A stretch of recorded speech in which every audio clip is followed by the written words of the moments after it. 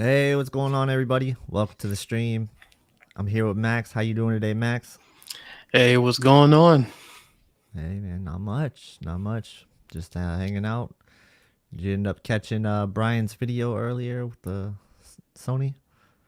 I watched a little bit of it. I didn't watch the whole thing, but it seems pretty good. I Yeah, got maybe, let me see, it was a long video, so I want to say I got like maybe 15 minutes into it. But I was hoping that Brian could jump on and start talking about that a little bit more. yeah. There's a possibility he might join us. He was saying earlier. How you guys doing out there today? What's up, everybody in the chat? David, what's going on? Um, Christian, what's up? Classy in the chat. What's up, Classy? Hey, what's going Solidarity. on, Classy? You're all right. We're we're out here. So we are in the chat. We're gonna talk about some TVs and really go through some of the big topics that are going on right now. Like the biggest thing that I keep seeing out there seems to be, Sony. Everybody wants to know what Sony's gonna do and what Sony's plan is.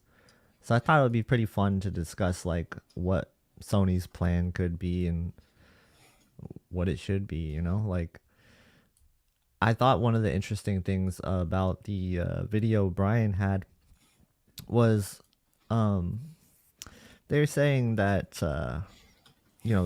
they like not having to manufacture the technology. They like to just be able to buy it, the top technology out there. It doesn't handcuff them to one technology. So, they used to make LCDs, so like they were kind of like handcuffed to LCDs. Well, now they can go out and they can buy the top QD-OLED or they can buy MLA if they want to. So that's why, like, I was thinking MLA is totally not off the table here. They certainly could do MLA this year. They certainly could roll over the A95K and keep, that for their QD-OLED and then just run whatever panel is going to be in there. Because, eventually they're going to run out of old panels, so they won't be able to have the same panel in the A95K if they continue that on, or they could just call it something new, the A95L, just keep it the same, Oh, and take the L just out. yeah. Well, you know what I mean. Yeah, we're not gonna do L. I Yeah, don't no think I L's don't think here. Sony's doing L, but yeah, I think that's something they could do, and it's like it just gets me thinking that I'm not totally writing off MLA. I'm just not there yet. Yeah, we'll see. I didn't get a chance to watch the whole video on there, so I was watching like got up to 15 minutes of it and stuff. So, and then you mentioned that Brian may come on Mm-hmm. the podcast, so that's why I was just like, yeah, this probably be a perfect time to probably dig in some more questions about it. But I don't know. For me, for Sony specifically, since we was hearing more news about the whole MediaTek chip this week, and I've been out sick for the last couple of weeks, so that's why I haven't put out a video. But I have been reading news, saw your video, saw Vince video, saw Mm-hmm. Digital Trend video. Seemed like everybody just putting out this news blast about the whole MediaTek chip, and uh, well, it's just a question that I don't know what Sony is going to do. So, or they probably have something up their sleeve that maybe they do have for HDMI 2.1s, and we just don't know and stuff. Yeah, So, I don't know how they would have it. Just based on I think they're going to be using the MediaTek 100, but it's one of those things where I don't know. Like I think it is really disappointing for some people because they're hoping that Sony could catch up and have that, you know. But it's going to be interesting to see if they're still going to be like confined to some of the restraints that the old MediaTek chip would have. So like, going in and having to switch the Dolby Vision on for, certain things when you're not gaming. It's just it's one of those hassles that you have to do like with 120 hertz to 60 hertz. So I hope they fixed at least that aspect of it, you know? because not having four ports sucks. But if they fix that aspect of it, I think that would be really cool. Yeah. At Uh, least some sort of silver lining. yeah. So for me, I can see it. I guess for me, well, I already have the TV from last year, so Right. and I could see where people can be very frustrated with it just because that you are paying that premium, and that's why I think it comes down to it. I think it's that premium that you're paying with Sony. Yeah. If it was a situation where it was cheaper than, let's just say, LG or Samsung, then I think it'll be a little bit of a different discussion. But it's just like when you put that Sony badge out there, you kind of like you asking for the best of the best, and it's kind of like you still been lacking the HDMI Mm-hmm. 2.1 ports since what, 4 years, 5 years now? No, 4 years now. Since the C9, LG C9 came out, Yeah. and Samsung had HDMI 2.1 for the longest time as well too. So I think that's one of the biggest issues. But just to your point, if they do fix that toggling between switching between enhanced VR and enhanced Dolby Vision, then maybe like I said, I'm not saying I'm on Sony camp. I think it's Right. inexcusable what MediaTek is doing and stuff. I think Sony is just at the mercy of the third MediaTek and all the other TV manufacturers that use their chip. But it's just at the same time too. Um, you do have some options if you have a receiver that have HDMI 2.1. They may help you with that in that Mm. situation. There are switchers that Right. you get to use, the third-party switchers you can get on Amazon, which that's another option if you want to go that route. But at the same time, too, it is inexcusable. Like I said, not putting claims about that.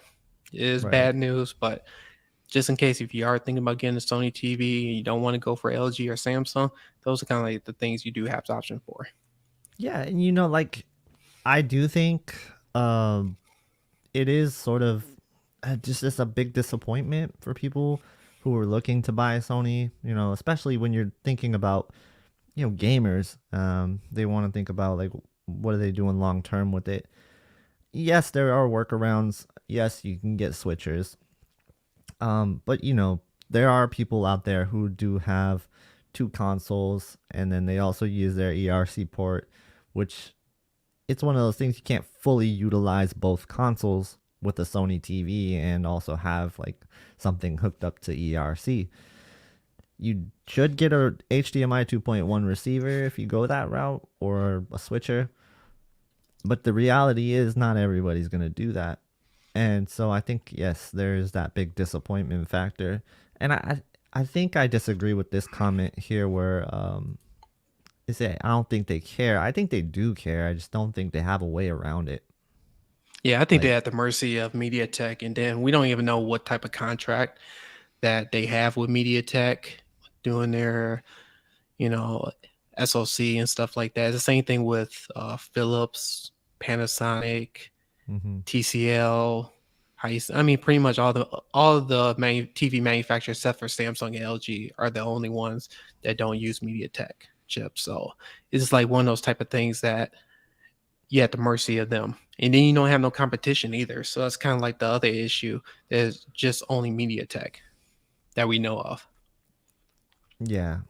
So that's a bummer. I think that this kind of take the wind out of Sony's sails a little bit, to be honest.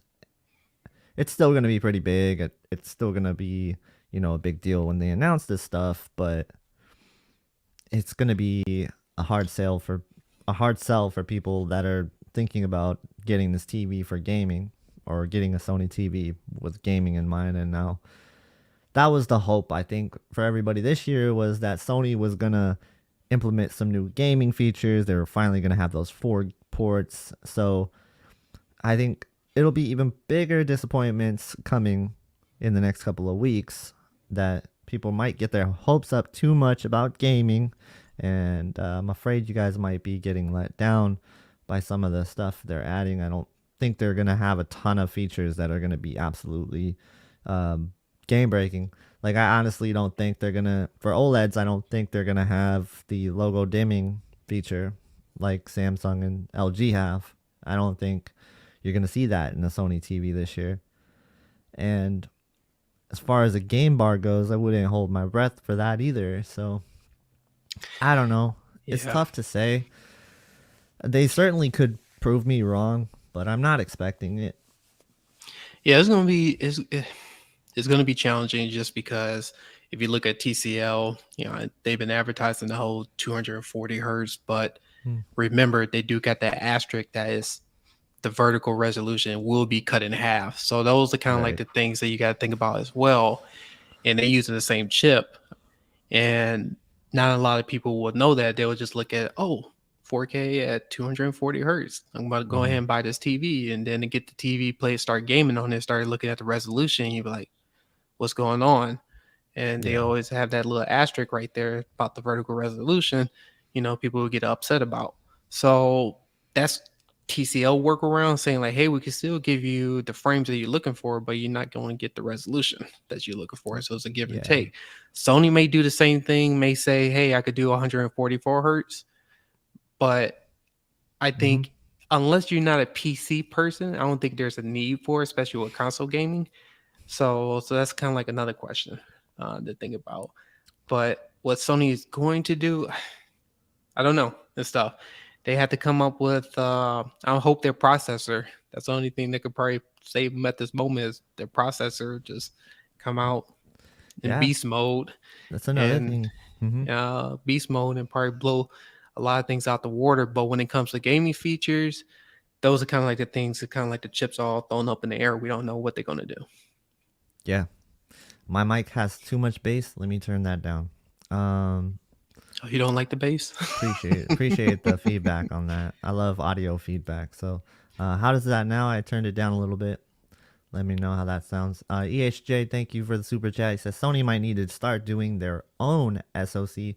MediaTek is like EA Sports, Madden, no competition. So we're just gonna chill with no real updates. I think that's an interesting question, or well, an interesting comment. Um, it would be really cool if Sony had the ability to do this. I would certainly think they have the ability to do this. I just don't know how much resources they have, to be honest with you. I don't think they will. The I think it's a huge, possibility, yeah, but it's I a don't think they huge will. difference between LG, Sony, and Samsung. I think that Samsung and LG, they have the resources and stuff to pull into this. Um, I think Sony probably should put more into their TV division than they do. But for some reason, I just feel like they are just not, they don't put a huge focus on it like other companies do. Um, I think Sony's really proud of their TV division and they really go for like, hey, we want to deliver the creator's intent, but we also want you to have the flexibility to have the picture you want. And I really like that message and I respect that message. I think it's good. But it does feel like, they hang back sometimes. They are stuck in their ways. They're kind of not innovating all the time, which is interesting because when they do innovate, it's really good. And you see some of the features that they do that are ahead of other companies. Like I think their upscaling is tremendous and probably top notch. They just don't innovate enough. So that's the problem. Like they have shown the ability to show that they have this innovation in them, but they just don't push it enough.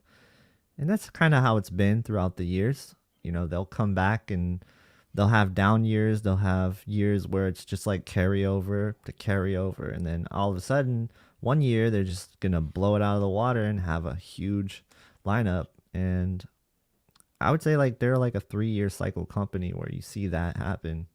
It's whenever they release their new chips and or iterations of their new chips, you see changes to their TVs. So I don't know why they do it that way. Maybe it's a budget thing, the way that they run their budget for their company. I'm not sure, but it is just an interesting thing. I always think about with Sony is are they able to compete?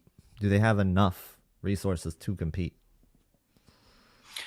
Yeah. I think Sony used to make their own TVs back in the early 2000s, but I think a lot to do with I think they just want to focus in on just their processor and just work on everybody with third party suppliers when it comes to vendors, when it comes to the display, the panel, and SoC type stuff. I think Sony don't want to work on that just because they Mhm. want to make sure they got all their manpower on just working on that processor. But will they ever change? I don't think they will and stuff. I think it's just Yeah. one of those things that I think where TVs are at right now, I think it's not a big enough margin. That's why I think Sony. That's one of the reasons why Sony don't want to get into that get into that bit that place. So Samsung, Yeah. LG on the other hand, has a little bit of a different monster. But with Sony, it's just that's something that they probably said like, no, we don't see the money in that. Yeah, I'm not really sure. It has to be something related to that. Otherwise, I can't really put my finger on it. But yeah. So we got this HDMI 2.1. And so really our only selection with HDMI 2.1 on 4 ports is Samsung and LG.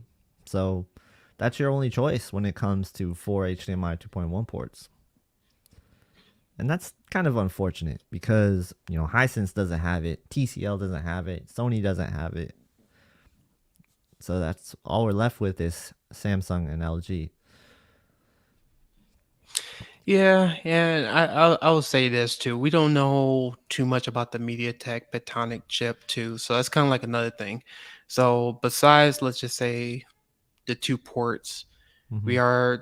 they are doing something with the codec and stuff like that with video and audio. So that's something to think about as well. So Sony may take advantage with that, especially when it comes to um, external devices. Yeah. So, I mean, we really don't know. So, I mean, I'm looking at their website right now. Yeah, it just says HDMI 2.1. It did say 4. But if you look at their video decoding, they have been updating to the latest one. So think about when it comes to YouTube streaming and when it comes to other video streaming, especially when it comes to higher quality video streaming and use less storage. So that's something that's going to be as a positive. So we don't know what other companies going to utilize for that. Yeah. And I think Classy makes a really good point. Sony, you know, they're a big company, but they're not like this giant company. Like they do have like resources that they have to put into other things. And I think, they sell so many different products. They sell consoles, they sell cameras, They don't really go into the appliance market like LG and Samsung. Correct me if I'm wrong. I don't think there's any Sony No, refrigerators and washers no. and dryers. So they have that disadvantage there where I think, Samsung and LG, they kill it in that department. So they kill it in all these different categories, which allows them to be big in that TV space. And I think it's another reason why you see Sony not really having too many budget range TVs. And even when they do have those budget range TVs, they're not very good.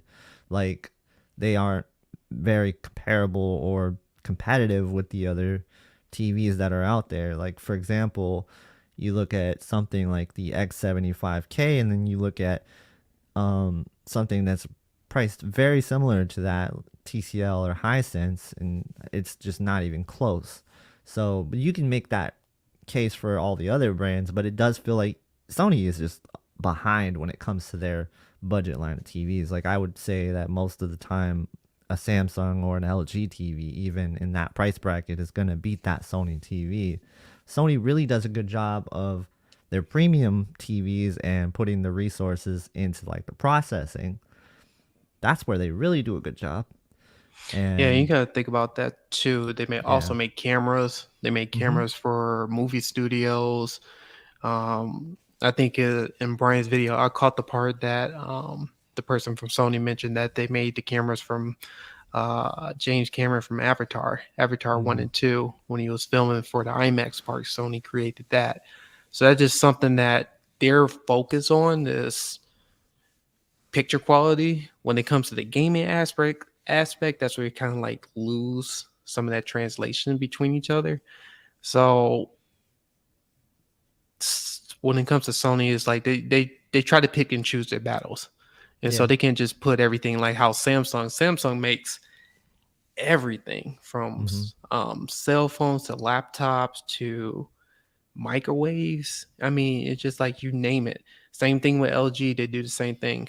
They make everything when it comes to appliance, household stuff, smart technology. Sony doesn't really do that. They really just work on the entertainment piece when it comes to their movies, the cameras that we use. And like that, yeah, they used to make computers. They don't make computers like they used to.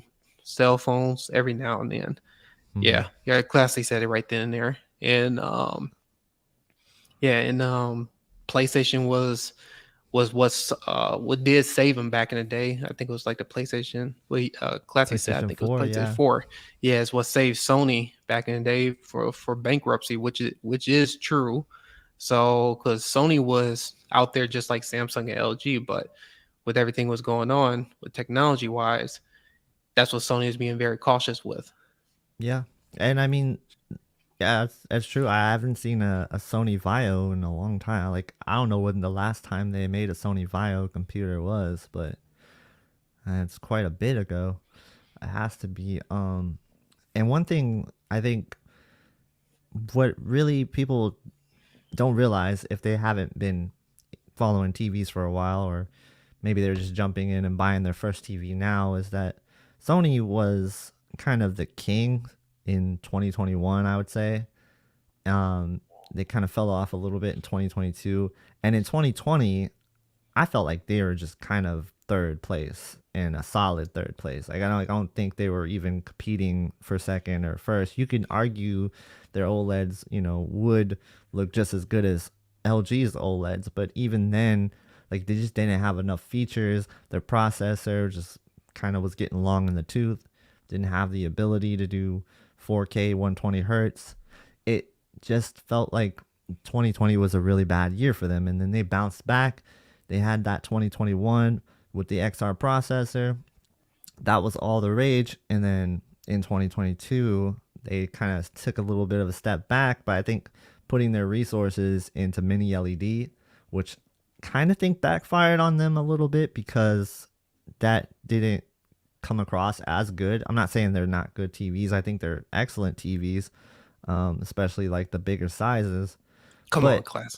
Come on. Come on, what I mean? But you know what I mean? Like, it's I'm just messing with you. I do think that maybe they should have put more time into like promoting OLED last year, and that would have maybe helped a little bit, because 2020 they had the X900H debacle, like Class is pointing out right here, and then 2021 was, everybody loved them in 2021. Like, I don't remember many negative things said about Sony other than like the VRR debacle, where it's like, when are we finally gonna get VRR kind of thing. Well, the 4K 122. Yeah, because that wasn't really working right when it came out too. So, but I mean, they fixed it, and people forgot about it. But yeah, the VRR was the issue for the longest time, because it was supposed to come out in 2021, but it came out in 2022. So yeah. Yep. I mean, it just feels like they're back and forth. Is I guess my main point of that. It feels like they just go from year to year, and and if they go 1 year where they're kind of winning, and then the next year they're kind of losing, and then they're winning, and then they're losing. This would be one of those winning years, so I'm really excited to see what they're gonna show. But I think like having that announcement say, "Oh, the MediaTek's not gonna be 4 HDMI 2.1," probably did kind of kill some of the hype. But I think there's a lot of hype there. Obviously, we're talking about it right now, so I think everybody wants to know what Sony's gonna do, and maybe that was their goal. By not being at CES, they just want to get everybody talking. Here we are. We're talking about it. So, well, hopefully they'll get ahead of it too. Yeah. I said hopefully they get ahead of it whenever they announce their TV lineup for this year. Yeah. Just say, hey, look, I understand about the whole gaming feature. I mean, that would make them more honest about everything. Instead of just more transparent. Just say, hey, due to yada yada yada. Just say that he said, but we do have these features and stuff like that that will kind of help with that. And I mean, they could always throw in the marketing on that one. But you got this got Brian over here. Hey Brian, what's up, man? I sent the link if you want to hop on. Appreciate the super chat. Everybody, make sure you guys check out Brian's interview with Sony. Really great job. I thought he killed it. It was a nice hour-long video. So set aside an hour of your time. Watch that. Brian, come on. It's really come good on stuff. Come on to the stream. Thank you for the super chat. And then I mean, there's a lot of I would say this with the negative news. There are a lot of things that Sony can work on that can spin it as a positive. I mean, they could do a lot when it comes to the QD OLED technology. They could do a lot with the MLA. They could do a lot with mini LED. So, like I said, don't count Sony out at the moment. Yeah, the HDMI ports is an issue. But who's to say they probably might have one of the best pictures and stuff.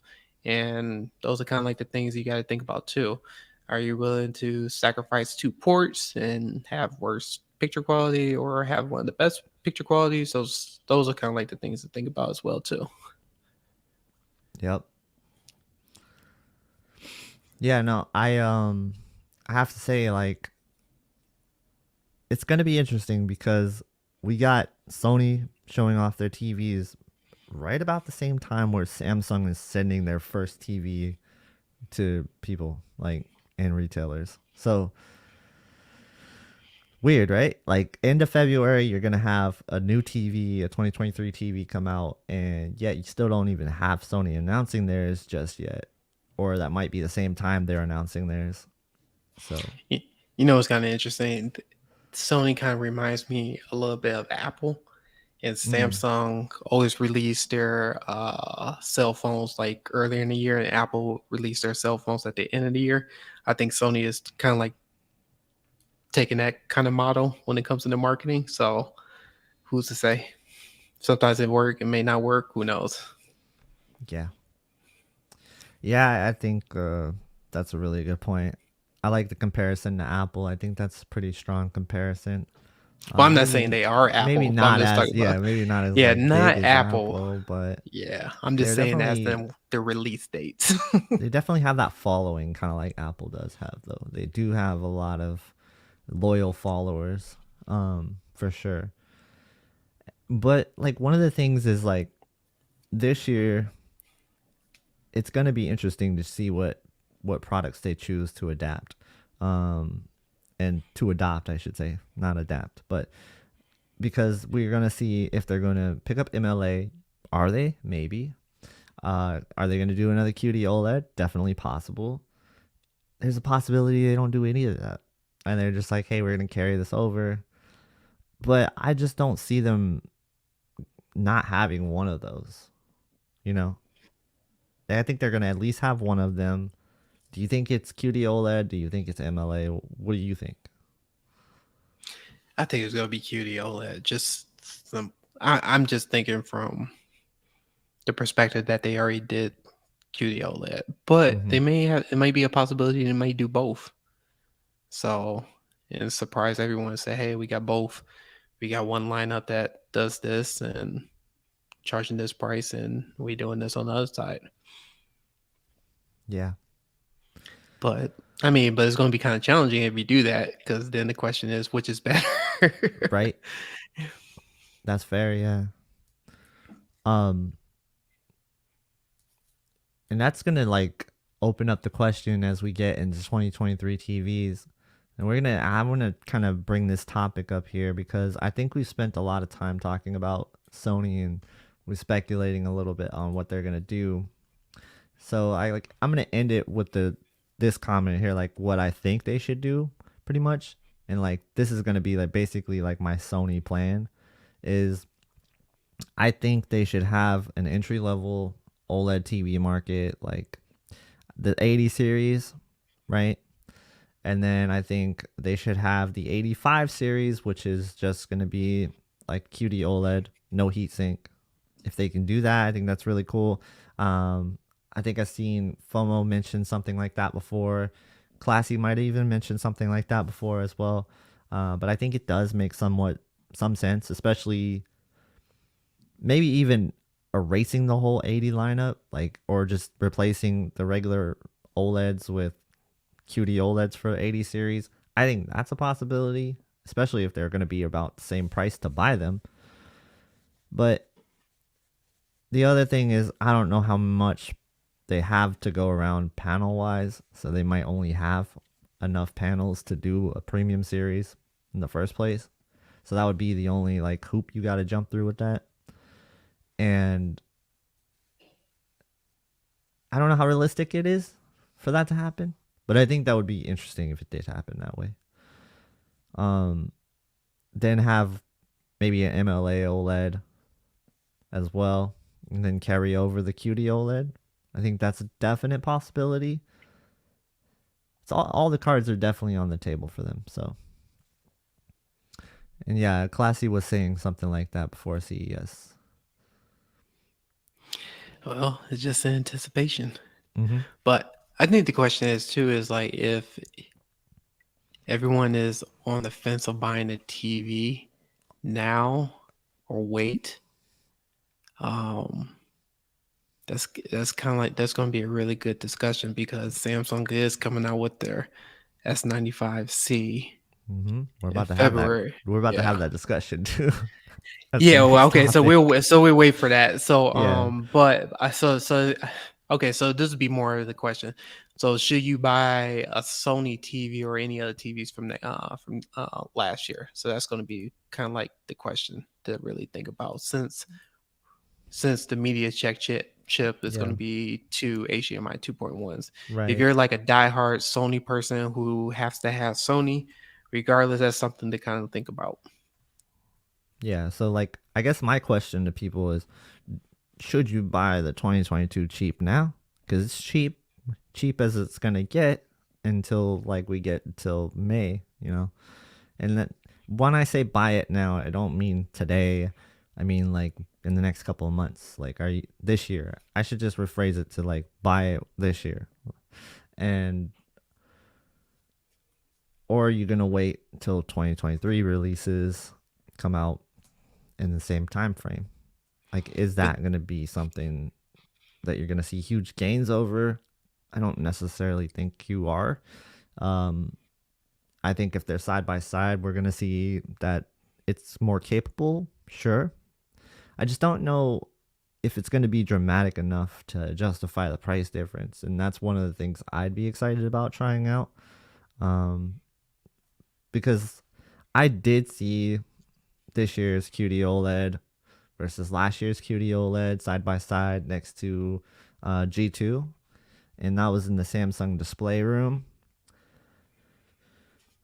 You could see where certain colors came through brighter. You've seen blues, you've seen reds, came through brighter. It just seemed like they carried over better color purity overall. I just don't know like how often you're gonna see that though. And if you're watching most like regular content, maybe the occasional movie you'll see it. But it depends on what you watch, I guess, is my biggest thing with this. And you're probably not going to see a huge jump because I did really have to look closely to see some of the differences. Not say it's like it's significant enough to wait if you haven't bought yet. And if you just want to buy the best technology you can, then you're certainly going to buy 2023. But if you're still having like value in mind, or you have a strict budget that you don't really want to cross, and it's like wait for 2023 to get cheap or buy 2022 now, and you need a TV, I would just buy the 2022 TV. Yeah, I guess my question is that if you have a TV that you purchased like in 2019, Yeah. 2020, then that might be a question if you want to jump on the 2023 model. But if Mm-hmm. you recently just bought a TV like last year, like how I did, I already know that I'm not going to get a 2023 model TV unless I'm changing the living room TV, the Sony A9F, which I bought in 2018. So that Mm-hmm. may be a possibility. But but not a lot of people is in the same situation. But if you just bought a TV last year, I'll probably say just wait and stuff. Especially Yeah, if you get for if sure. you bought like a Sony TV, or let's just say you bought a TV that has the MediaTek chip, and you think about buying a TV in 2023, I probably say just wait and Yep. stuff. So it's no EHJ, rush. It's EHJ with not. the awesome super chat right here. My bad, I didn't know you still. Oh no, I would just say I don't think it's enough Yeah. warrant to like upgrade. But then again, if you're one of those type of people who like to switch their TVs out like they do their iPhone or Samsung Mm. Android devices, then like I said, disregard everything I just said. Yeah. And I'll answer. I'll kind of rebuttal off of that. But let me just hit this super chat real quick. EHJ talking about Altered Beast. I love that game. So he said I'm calling it long lost stepchild. A90J drops in price and actually moves this year. Rise from its grave like Altered Beast. Hashtag Sega. I love that game. Yeah, I think that'd be interesting. A90J is one of those ones that people always kind of forget about, and I think it was really interesting that we heard on Brian's interview that they looked at the A80K as being just as capable as the A90J, and when they release a TV, that's what they do every year is they try to make it better than the flagship. They try to make their entry level better than their flagship of the previous years. So I thought that's pretty interesting that he said that. Um, Technology is always evolving. So like, I don't know who's checking for the A90J anymore, especially if Sony releases a new, OLED, QD-OLED, and I don't know, like they would have to drop it quite a bit for people to check for it, I think. Don't I you don't think? think they Like I don't think they will though. So knowing Sony and stuff, so it's just gonna they hold the stock. I don't know. You Like know, they gotta I've been dump it if they have it. I don't know. I've I seen don't some know weird. what the thing I've been seeing is. some weird stuff. Well, I don't know, because Yeah. I'm trying to remember the situation with the A9F, because that TV came out late 2018 and I'm still frustrated about it.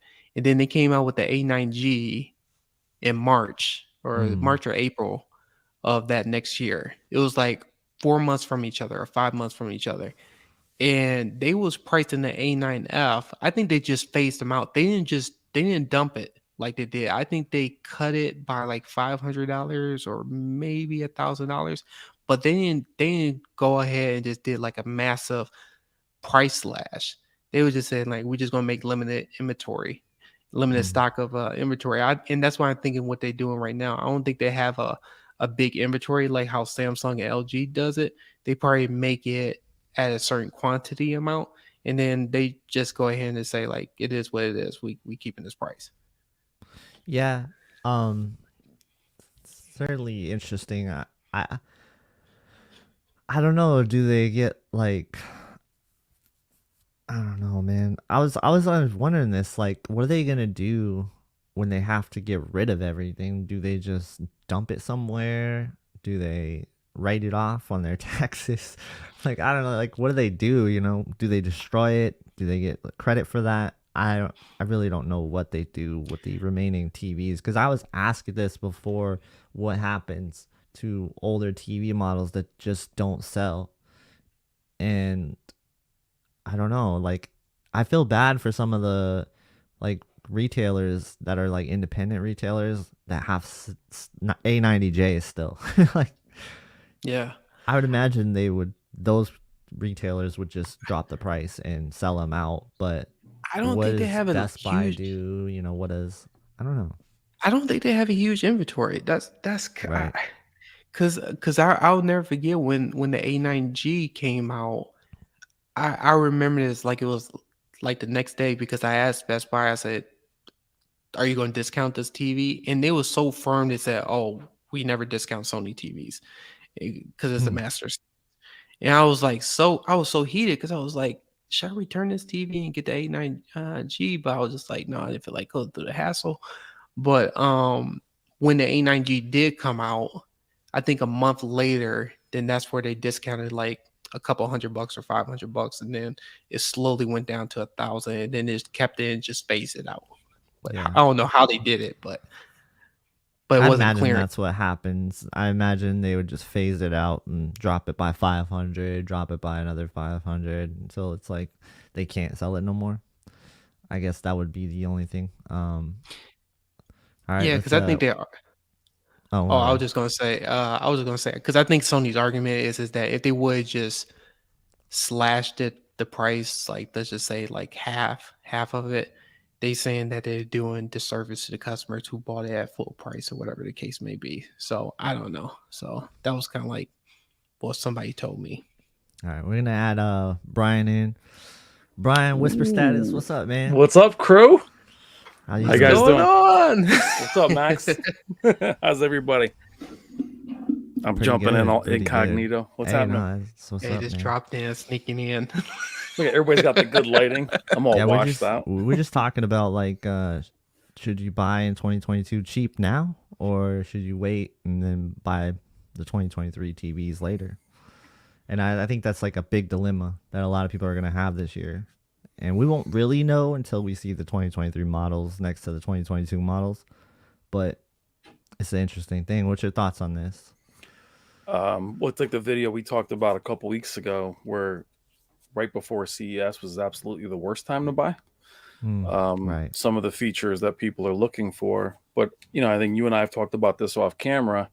Is Hmm. keep in mind that you're buying at a greatly reduced price. So having that buyer's remorse, you're buying half off. Right. So you have to really know what, we talk about this with the HDMI ports now with Sony. If you know that's something you really need, then just don't even look at them. Don't Yeah. stare at that. Like really stick by your guns on what features you're looking for, because that's where we get in trouble with.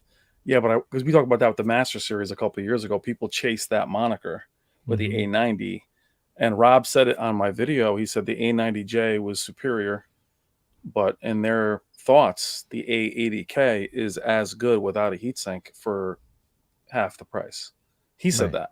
Yeah, I heard So them say it's like, that. and I said in the video too, I didn't say that. Right. What he was trying to say is, if you chase those features and that prestige, you're going to feel really shorted.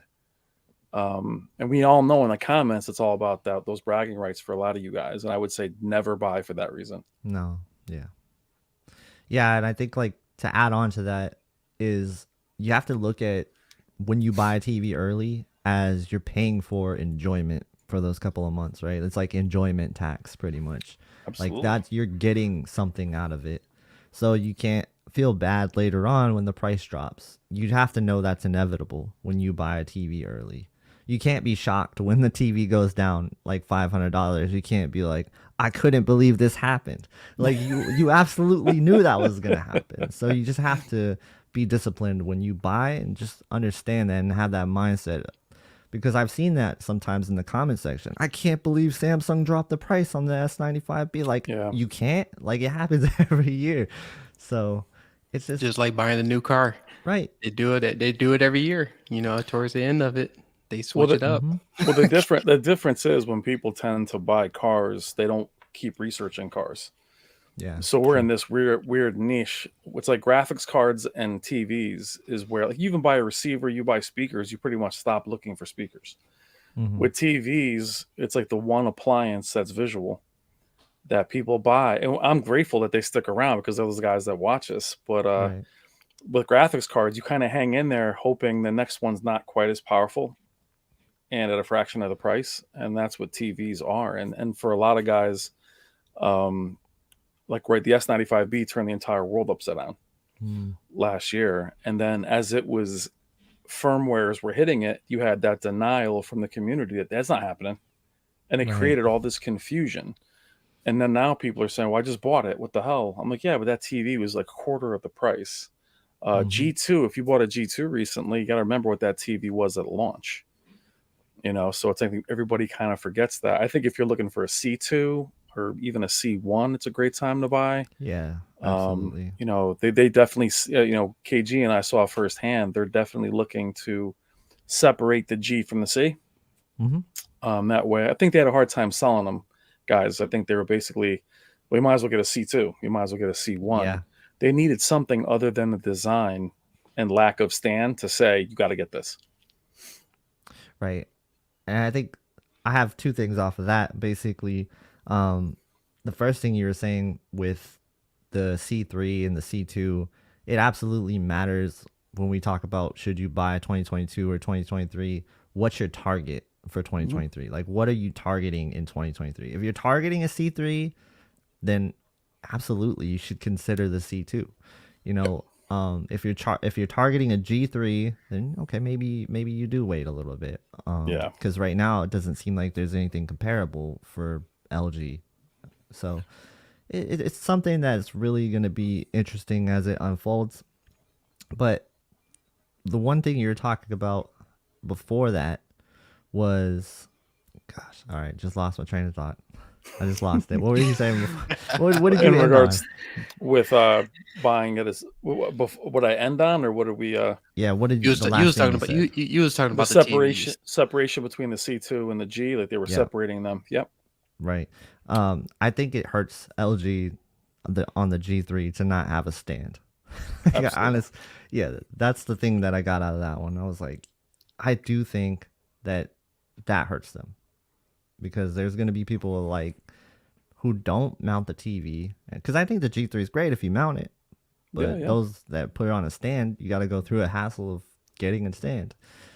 Well, and the design, I think people, when they see our videos, they don't see, it looks very bezel-less from the front, but when they see it from the side, it looks like a Samsung. It's actually thicker than a QD, it's thicker than a like a 900B, because it's all it's a 1 inch, but from top to bottom. And I think some people are like, wait, is this thing silver?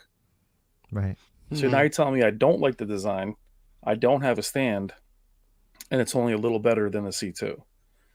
So, and I think we have to, the thing with us too, it's when things become so content dependent, it's brighter, but only in these 3 scenes.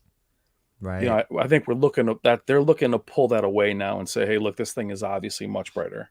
Yeah. So I think but then having the 83 not be included, I think it's a great opportunity for Sony this year, if they do it, is have an A80 successor with a heatsink that's a WRGB OLED. That's affordable. That would be amazing. That would kick everybody's, the A80 out of heatsink. Yeah. Yeah. Yeah, that was my biggest issue.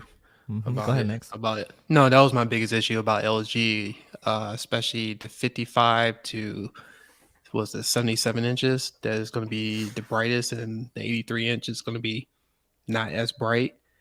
That was just one of the things that I just think about, people who are looking for bigger screen TVs, paying that premium, but yet they get less performance. Those are kind of like the things that kind of like you just get pretty much just kicked in the mouth. Like, really? Come on. Yeah, that's why LEDs are king in that regard, because at least you get the higher zone count. But yeah, for 83s, all we end up with is worth screen uniformity and less features. We'll look at the 88-inch Z2. Does Z3 doesn't have the MLA, and you're like, wait a second, tell me the one that's $30,000 doesn't have that, but the 77 has it. But I just think they had a hard time solving the size and the mother glass. And there's at least they're upfront this year instead of last year where they were having chips in different panels. But it's the best, talking with LG and with Sony. But even LG said to me recently, everything you saw at CES, nothing is permanent. They can change anything until it releases, whether it's QLED, whether it's specs. So nothing. So that's why when KG, we were there. And Max, you got to go to CES next year if you can, brother. I mean, if you're gonna, I tell you, it changed my life. It's a must if you want to be doing this at all. I mean, we're all there to help each other, but it changed. I don't know how KG felt about it, but it Oh, he was excited. He was sending me pictures left and right. bro, it was so cool to be there, but it's really getting to see behind the scenes how these guys interact with each other. And the shootout too, the Valley Electronics shootout, Max, got to come down to that. KG, I hope you come down to that too. But it's just seeing the way these guys like Rob, the way they interact with Dave Parks from LG. It's like a fight camp. And they keep everything real close. But if you look at a couple of years ago with the A90J was 83, G1 wasn't. So the C1 was competing with the G1. C1 was competing with the A90. The year after that, there was no 83-inch Sony offering. So the A80K was kind of left there naked, and then the A90 was old. So they really do feed off each other with who's doing what. So that's what's so interesting about what they do pricing wise. And I think Samsung, FOMO and I were talking, I don't think this was a leak at all. I think they purposely sacrificed the QD-OLED to hurt LG and then just run it with their quantum dot LEDs.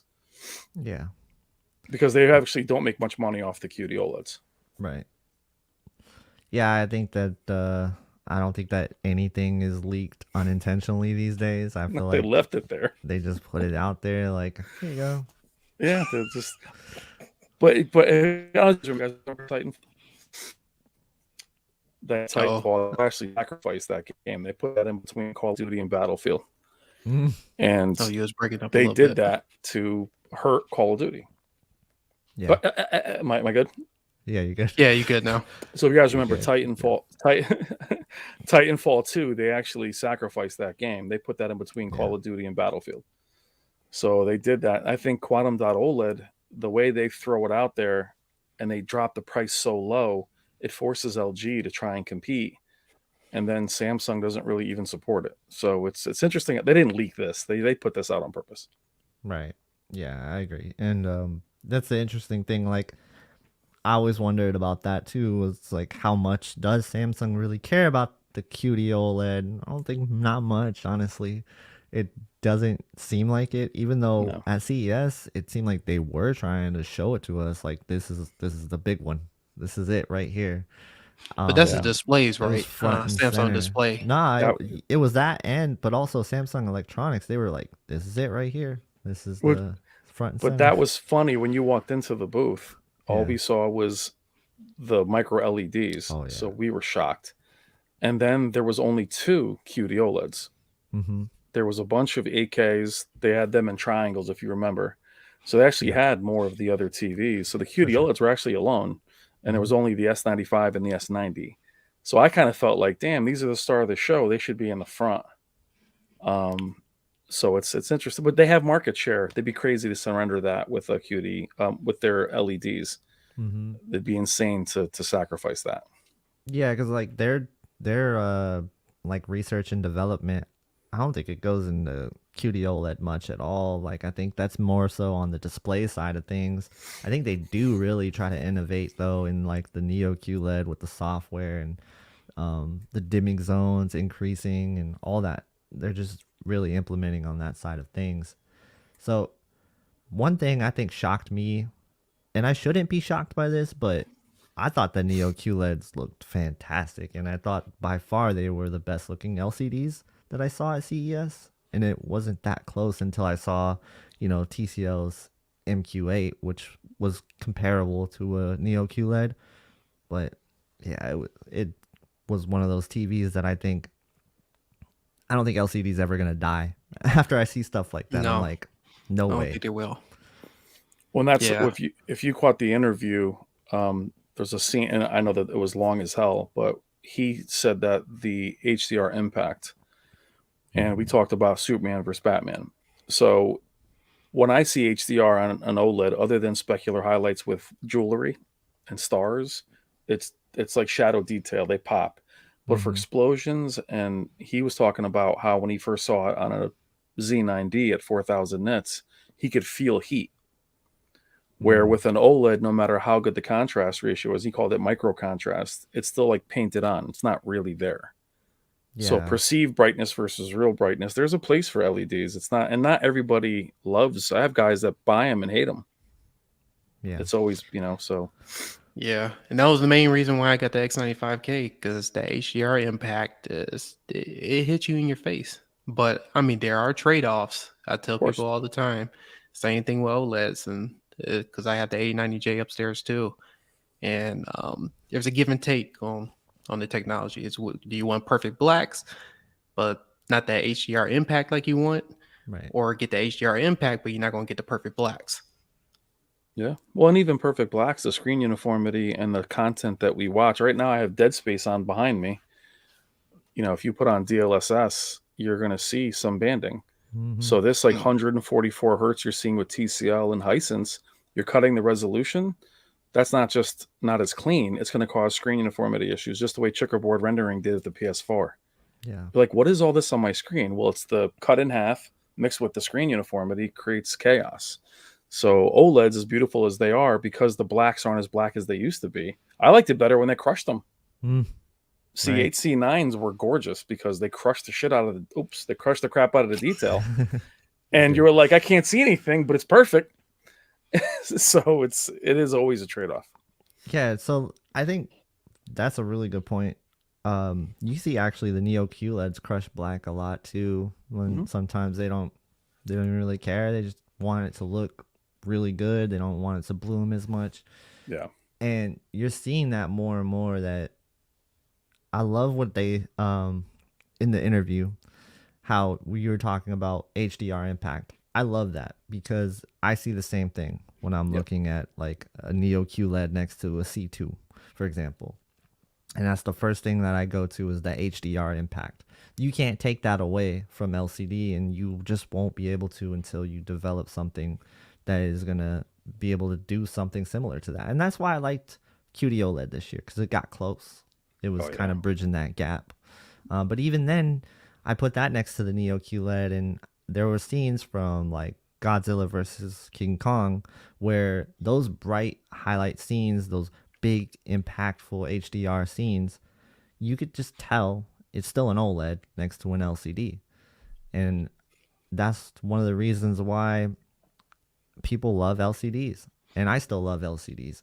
And I'll never stop loving LCDs until OLED delivers what LCD can. And I think that LCD delivers blacks almost as good sometimes as OLED. It's just going to be those weird scenes, and it seems to be like only in video games where I have these weird blooming issues like at night, or like it wouldn't even be like super dark at night. It'd just be like, I would call it like twilight, you know, like where it's like, but you see some stars, it'll be blooming. So that's the biggest issue that people have with LCDs is the blooming. But I think it's overblown. I really think blooming is so overblown. Yeah, it definitely is, especially having the X95K, and I even switched between that and the A90J. Unless you like going to the TV and just like looking at it with a magnifying glass and you're really looking for it, yeah, you can see it. But if you're just sitting there at the distance and just enjoying your content, you're not really gonna notice it. Yeah, you're gonna see it on certain scenes, but it's the same thing with OLED, because I think KG, we was talking behind the scenes that especially when it goes to near black, especially with the flickering with OLEDs, that is one of the most annoying things when I watch content, especially when it comes to dark content. Like I'm trying to think of a couple of shows, Game of Thrones, notorious for that, especially It's like Venom. exactly. You see it crawling around. Yeah. I remember Yeah, you that just see video you did, you just see that flashing right there, and you're like, "What the?" You'd be like, "What the heck is this?" Yeah. And I'm my like, wife "What the-" even asked, and my wife Yeah. is like, "What's going on with the TV?" And I was like, "I don't know. I don't know what's going on." It's like crawling. I'm like, yo, they're like, do you have raised blacks? I'm like, raised blacks. The blacks Yeah. are moving on this dude. Yeah. Like it was Modern Warfare. It was like crawling around. Yeah, and then you put it on pause, and you're like, I'm like, "No, what? this is the actual TV," and we don't even really talk about it that much. And KG, we've been talking about more and more. So it's like you do get trade-offs with either technology. So I tell people that all the time. It's like, what are you willing to sacrifice, and what is your use case scenario? So I can tell you, OLEDs. I love OLEDs. I love LCD TVs and stuff like that. It just depends on what you're using it for, where you're viewing it at, and yada yada yada and stuff. None are perfect. But what's funny about blooming is you had blooming, but you also had edge-lit bleed. That's what was in the black bars. Yeah. And then they became the same thing. They're not the same thing. The edge-lit and the black bars. And I would tell people that if you have your black bars are blooming, go in SDR. If they're still blooming, it's a defective panel. That means you have an issue with the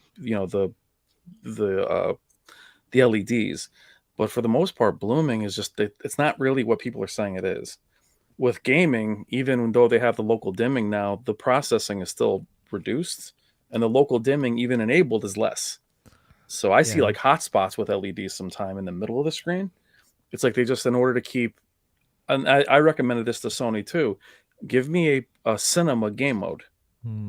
Meaning leave the processing, I'll go with a higher input lag to play a campaign, and then let me turn it off for Call of Duty. So give me cinema game mode and then performance. That way I can still have I don't know, if it's 20-second input lag, who cares? Yeah, no, that's a really good point. And I think the biggest thing with local dimming right now seems to be controlling it. And I think companies are getting better with it. You're seeing less implementation of more dimming zones and more so just like emphasis on controlling it and having the algorithm to do good with it. And they all like have different ways of looking at this. I've noticed like Sony, when their dimming zones light up, sometimes it'll often trigger one that's next to it. And that can cause a little bit of issues with blooming. And I think that's the biggest issue people had with the X95K, is that they saw that and they were kind of thrown off by that. And on challenging scenes, it doesn't look great. On menus especially, it looks like local dimming's turned off. It is completely off. Right. And it is off. Yeah. It just turns off. It's like, is it just being detected by the algorithm? Yep. Pretty much, right? They started that with the 900F. They turned it off. And the X95 was size dependent. I felt like the 65 was like built someplace else. The 75, I had the 85. So the 85 to me was perfect. I mean, we reviewed it. It was insane. I put it against the S95B. It beat the hell out of it. Cool. It was 85 inches. Right. But you know what's funny, Brian? I think you convinced me the most to take a look at the X95K again, because I was at Best Buy and I was looking at the 85-inch next to the 65-inch, and I was like, I was sending pictures to KG, Classy, and FOMO. I was just like, this is a different TV. I was like, I don't know what they did with the 65-inch. Yeah. But I'm looking at the 85-inch. I said, this doesn't make any sense. I was like literally staring at it for hours. And I was telling KG, I said, I think I'm just going to bite the bullet and just buy this TV. Are you happy with it? Oh, yeah. I'm extremely happy with it. I That's mean, of course, the only annoyance I have with it is just like the menu, the local dimming is disabled when you go through the menus. That's pretty much it and stuff. Other than that, it does everything. It's funny how that bothers us, though, right? Yeah. Like when we do, I know we all do comparisons. If I have, Netflix up or I go to put YouTube in, I'm like, damn, it's not black. I'm like, dude, you're just doing the menu. I'm not even filming that part, but I'm pissed. I'm like, come on, look how great this is. The menu. I get that in the comments. It's like, oh, it looks terrible right there. And then once I take the menu off, they'll be like, oh, okay, that makes sense. So I don't know why Sony does it, but it's just like when you go to their home menu, that's my only thing that I have issues with that TV and stuff. Other than that, I like the blooming. People talking about, oh, the blooming is terrible. No, it's really not. but the Z9D and the 940E had a high failure rate, and I think was where they were like, we cannot just let these things. I think the local dimming running all the time caused an issue. And plus, everybody's in love with these thin TVs. They know that putting more zones in is just more expensive. Like the Z9G is like 3 inches thick. So as much as I love that TV, then nobody's wife is going to be like, yeah, let's buy that. Right. I mean, it looks like 2 picture frames where one's falling down. I mean, you guys would love it. It looks like a transformer, but no one's putting that in their house. It weighs like 300 pounds. And it still bloomed, by the way. It wasn't like it was anti-blooming. So I think they figured out that these things were more expensive. They were heavy. And Samsung just discovered a way to make them thinner, but they handle it differently. Samsung flattens out the image. It grays it out a little bit, but there's no blooming at all. Sony's like, nah, I want the thing to still be 2000 nits. I don't care if it blooms. And that's what, Yeah. you know, Rob said tonight. He goes, look, if it blooms, it blooms. Yeah, You know? and I noticed that too with the 900B when I had it, that Samsung will sacrifice crushing their black scenes just just so they won't show blooming compared to the Sony. They don't care. They're just like, look, it is what it is. This is how the scene's supposed to look, and if we had to sacrifice blooming for it, we'll go for it. And it really depends on what technology you like when it comes to Samsung and a Sony approach or a Samsung approach when it comes to that mini LED technology. What's crazy with Samsung though is I had the 900B go into the Z2, and when that we all know that demo where there's a crown like a queen, what the hell's the name of it? Just it's like a jeweled crown, and there's a champagne bottle. The 900B literally dimmed to compensate for that image. And the star field, the 900B dimmed to make them not bloom. The Z2, everything popped. The thing is, the 90B doesn't do that. Mm-hmm. So then now I checked again, the 900B doesn't do that anymore. So it's like you can't even say that, okay, this is what it did. It doesn't do it anymore. So they keep changing it, sometimes for the better, sometimes for the worse. But that's the problem with us reviewing things. We can't even do full reviews anymore. Right. Which is better for us, actually, because right. we just keep talking about it. So it's better for us. It's just bad for like digital trends and those guys because they're kind of stuck with what they said a year ago. Yeah, that's why like this year I'm just gonna write like initial review. I'm not gonna just call it a full review. Yeah, it's just gonna be what it is, you know. Yeah, it's better. Yeah. Oh, I was just gonna say you make up a good point, Brian. Because when I was thinking about when I had the QN900B, the issue that I had with it, I forgot what firmware it was during that time. But when I was watching content with the narrow black bars, like some Netflix content, it was terrible. And then once I returned the TV, somebody said, "Hey, Samsung fixed it and stuff. It looks perfect now." Yeah. And that was one of my biggest gripes for it. But Samsung seemed like they listen and stuff. But the X95K, I never had an issue with the narrow black bars. It looks black to me. But that was one of the things that you just don't know what you're going to get through the life of that whole year. The firmware update may change it for the better or worse, depending on what it is. Yeah, well, that's why when the S95 came out, I saw that with FOMO. I was blown away. It actually screwed up my whole YouTube year, to be honest. I have a video coming out. You guys can jump on. I'm going to do one what's called Worst TV Year for the consumer because it was the most confusing year to where the C2, G2 came out, were awesome. And then this damn thing comes out with no label on it. It says like OLED on the screen. You watch that video with me and FOMO, my mouth is open the whole time. Like it took the A90J and dismantled it in every scene. Then I get it at Value Electronics. There was no banding on it. HGIG, whether it was broken or not, was so vibrant. I was like, yo, give me this thing. And then I compete. Then a month and a half later, I put it against the A80K and it didn't do anything. Like it didn't win. And I'm like, what the hell is... I took that TV apart. What mode did you have it in? When you I did two comparisons. I basically did the 80K again, which was new, and the S95B was not the same TV. Right. So these updates, Samsung will do, but you know, Samsung wanted to be more accurate. Let me make it accurate. That's what I'm saying. So let me do it. I think that's the thing was the S95B in game mode until the most recent update was fairly similar from launch to now.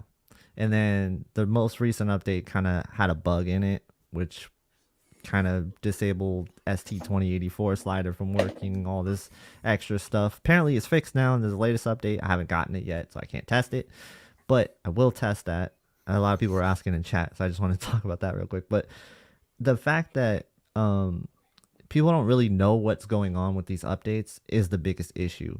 Because you can make game mode from the first day that it ever happened, like first day that you got it in your hands, look almost the same as that with just a few adjustments to ST2084 slider. And then boom, it's back. But people don't know that. And that's the problem.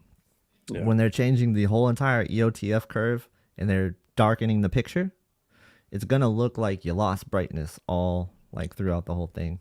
And really, they did nerf some of the peak brightness, but seeing the difference between like that 1500 peak where it would be like those flashes, those little bursts, compared to the 1000 nits, probably wouldn't notice that in the first place. So what people are seeing is that EOTF curve drop. And I think that's the biggest issue, especially with game mode.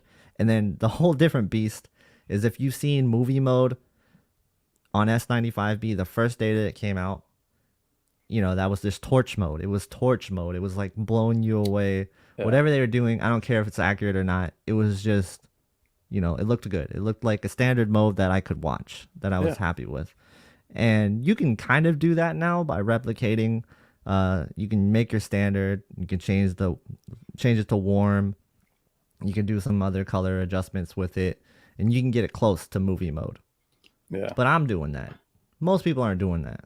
You know? No. And that's the problem. Most people are going to see movie mode, and then they're going to update, and then all of a sudden their movie mode now looks like it just got nerfed to the ground, like it just got destroyed. Because in reality, that's kind of what happened. If you're not into accuracy, you're going to hate the way this looks. So that preset, exactly. So I had set the S95 up. This is the second time. I set up the A80K, and I brought Robert in, and he sat down in the movie theater, and he goes, I don't see what the hype is all about. And then he walked away. I was like, no, wait a second. I must have it on the wrong preset. And then he sat behind me, and I was with that great remote, double clicking everything, triple clicking the thing. And he's like, yeah, I don't, because he's a big Sony guy. He was like, yeah, I don't see the hype. I'm like, there must be something wrong. Let me go in. And I was like trying to enable HDR. It was all good. It was just a different animal. And then you can contrast enhancer and do all those things. But this thing out of the box was amazing. And to your point, people do go by that. I know there's all this talk about calibration. I get it. But still, the majority of folks out there are going to just go by what's out of the box, standard cinema. That's why those presets, that's why I said to Rob, that's why those presets are there. They're there for that reason. And in my opinion, during the Value Electronics shootout, the Z9K was calibrated to nothing. There was no color in it at all. It was so bland looking. I want to see that thing run wild with all its powers go against the Z2. So I get it, but you know, let an LED be an LED. Right. And it, like, my question was always this: who's buying Samsung for accuracy? Like, who is going into that like, I'm gonna buy this Samsung and I'm gonna get the most accurate TV? I get it if you want to get it calibrated, cool, but nobody's buying a Samsung for accuracy in the first place. So I feel like they had a little bit of an identity crisis this year, and they just did something that they're usually not known for. Yeah, because I was just thinking about when I first got the S95B, and that's why I was like messaging you, KG, and I was just like, because I haven't bought a Samsung in early 2000s and stuff, because I was just like, nah, I just can't do it. But once I took a look at it, I turned it on. I was just like, hold on for a minute. It blew my mind when I first had it, and then that's what people was talking about, the firmware updates and so forth. So it's like, for me, I'm not into accuracy either. It's just, for me, I usually do. I did movie and then filmmaker mode from certain contents and so forth. But it just, like, when it first came out, it was just the potential right then and there. I was like, yeah, QD-OLED. It seemed like that was the technology that seems to take win against the WRGB OLEDs from LG. So that was just like something that I kind of wish Samsung didn't do, but it's one of those type of things you're on the fence between either or and stuff. Like, people care about accuracy, and then some people don't care about accuracy. And it's just, for me, it's just like, when it first came out, that was it. That was the TV. Well, that's why this Pantonic chip is going to be interesting, because for Sony, you are still having to rely on people loving their signature. And I think the challenge, let's just go back to the A90J, as amazing as that TV was, you were paying more for less features, less HDMI ports, no Dolby Vision gaming. And as good as it was, you're saying, wait, this thing is $2,000 more and I'm getting less. So you're having to sell that again, which is hard. It's just hard whether it's just the optics. I think for me, I use all the ports. I have a PC, 2 consoles. I don't trust an HDMI 2.1 receiver at all. Their chips are terrible. I don't like switches because I like different settings for each console. To me, it is a big deal. I love the game bar. I use it every day. But Sony is standing by, and they're not wrong. Well, none of them are wrong. They're saying, well, do you want the best picture quality? That does kind of shut you up because you're like, all right. I want it to look good. So the thing is, you each company is kind of narrowing it down to their one specific group. Yeah. Where LG is, they've become like hey, I'm for everybody. Costco, I got you here, I got you there, and it's amazing for them to have to become that that one for everybody, which they were always this elite as far as OLEDs. The problem is that I think they're going to struggle with the MLA because it's just brighter. It's a brighter G2. I mean, it's other things, but Quantum Dot OLED just offers more color. It's just sexier. And I think that's where LG just has these. They've kind of abandoned the QLED, so it's like they're not offering a lot of sauce. You know what I mean? Yeah, it'll be interesting. MLA is also magnifying the color too, so like that's the thing that I think might be missed in this whole thing is it could be a good step up for LG with color. I hope so. We saw some of like examples where it did look like the color was better, and of course we're just judging demos, but like from what I'm told about MLA is it's a lens that's magnifying the light, and in turn that's going to get the color to be brighter as well. So you're still going to have color limitations, but where is that going to be at? And we won't know that until we see it side by side with the QD-OLED, because you can absolutely point out the difference between QD-OLED and a WRGB OLED. I've done it. I see it all the time when I was watching it side by side. And it's not just going to be in content that's BT 2020 graded. It's not. It's one of those things that LG OLEDs can't get to this color brightness as a QD OLED. So we'll see if MLA helps them with that. I think it will. I just don't know if it'll be to the same extent that we're going to see from QD OLED, especially since QD OLED is now improved as well. So it's going to be really interesting. Well, and the thing that no one's talking about is, do you take the chance in buying a first generation MLA? First generation QD OLED was a beta test. A lot of people. So you're going to see. So like we had with the Evo panels the first year, we had these pink tints. They still haven't solved that. Right. So expect if you buy an MLA panel, you're going to have some growing pains. Whether it's the blotchiness or the screen uniformity, you're going to have to go through that. Being a first, that was meant for their 8K lineup. They bumped that up to 4K, which is why everybody freaked out. I did that video like, what? Because everybody thought that was going to just be a given G2, a couple percentage brighter, and they had to make a move. But we'll see. It's going to be, it's not going to be as easy. There's going to be some drawbacks to it. Yeah. You got a couple of super chats. Let me hit these super chats real quick. I think this is a really good super chat here. He says he really wants a 77-inch, but the fear of the Samsung firmware nerf is really scary now that we're talking 4 to 5K investment, not the 2K that the S95B was, waiting on Sony. That's a really good point, Dylan. I think like this has been a big thing that now that's out there. That's out there that Samsung kind of can change the way your picture quality looks, but that has always been out there. I have to say that. Yeah, for years. I was just about to say. I think Brian was talking about that for the longest time. KS 9800, a $12,000 TV. They crippled it, and I tell you guys, it's nothing new. Turning off. Go ahead. Turning off auto updates does not change it.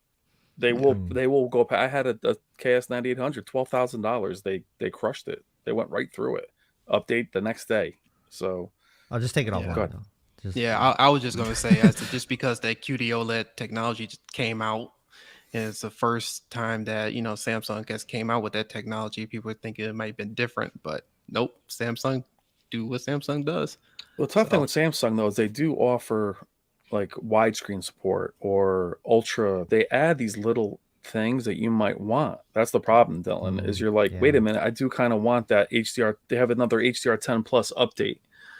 And to live in fear is tough. It's tough to say, hey, I can't put this online. And even though we say this, and I'll just speak for myself, the things that we say sometimes are a little cavalier because we don't really buy TVs for ourselves that way anymore.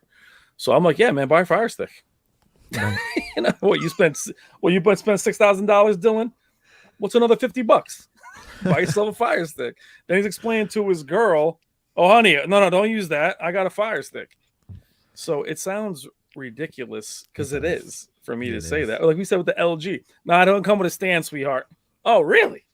You know, so it's hard to say that you have to be afraid because they are supposedly smart TVs. So it's really hard. And with a graphics card, you can roll back an update. But I think when it came to the S95, I think they were a little bit afraid that it was going to burn in. I think that they tried to protect the panel. I don't think it was nefarious. I think that they figured, oh, crap, this thing's going to burn in at 1500 nits. Yeah, I heard it was an engineering decision. I don't know what the truth is to that, but we'll never know. We'll never They'll know. never tell you. Right. They'll never tell you. And like, did it really take away from the overall impact? It could have, yeah. And I think like with the actual picture modes, the way they're preset, it did. But can you still push the TV the same way? To a degree, you could. But that's the thing, is that's out there now, and everybody's going to be fearful of that. And rightfully so. And I think, you know, we could tell people to take it offline. And to your point, Brian, who wants to spend $4,000 to $5,000 and turning it off? Like, turn off one of the main features of the TV. Like, it's a smart TV. It has a cool system. Like, love or hate Tizen, it is kind of snappy once you get the apps going. You know, but I do think that overall, who wants to do that? Nobody wants to do that. They would love to keep their TV online. And to this, I would say, though, you kind of have to. If you're going to go with Samsung and you're scared that they might change your picture quality, then you're going to have to.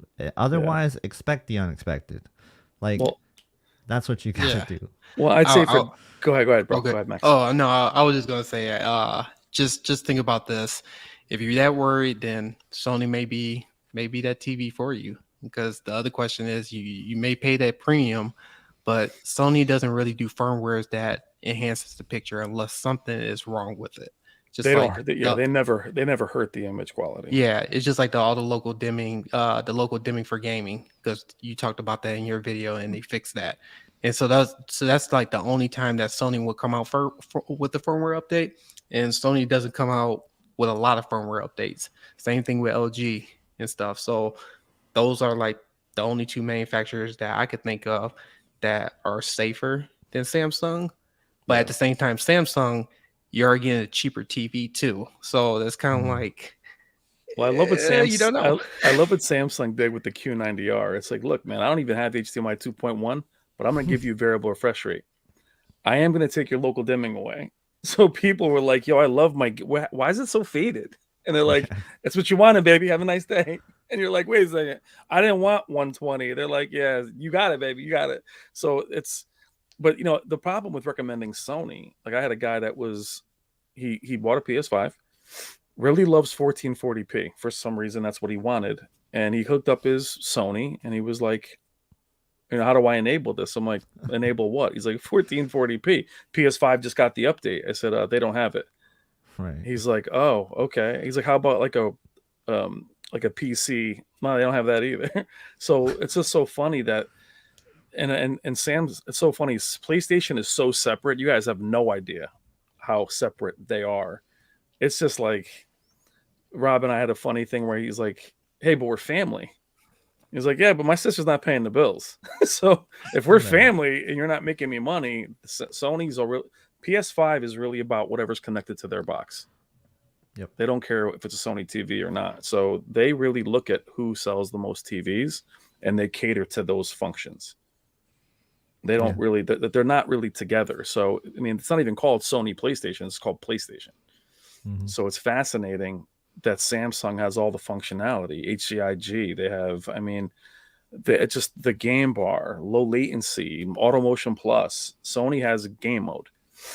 So it's like it's kind of bare bones. It's hard to recommend one over the other if that's what you really, really need. Yep. Yeah, And also especially if Dylan, you're a gamer too. So that's gotta be very specific with that too. If you're into movies, then that's a different discussion. Well, it's the kind of gamer. What kind of gamer are you? You know, people Mhm. can say you're hardcore. To me, I'm hardcore. I have no time to play. True.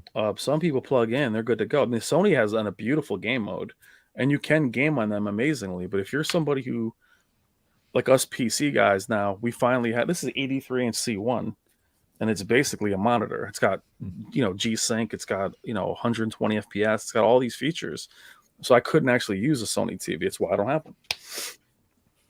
It's a fair point. It's a fair point. Yeah, and Dylan, you were saying like 4 to 5K.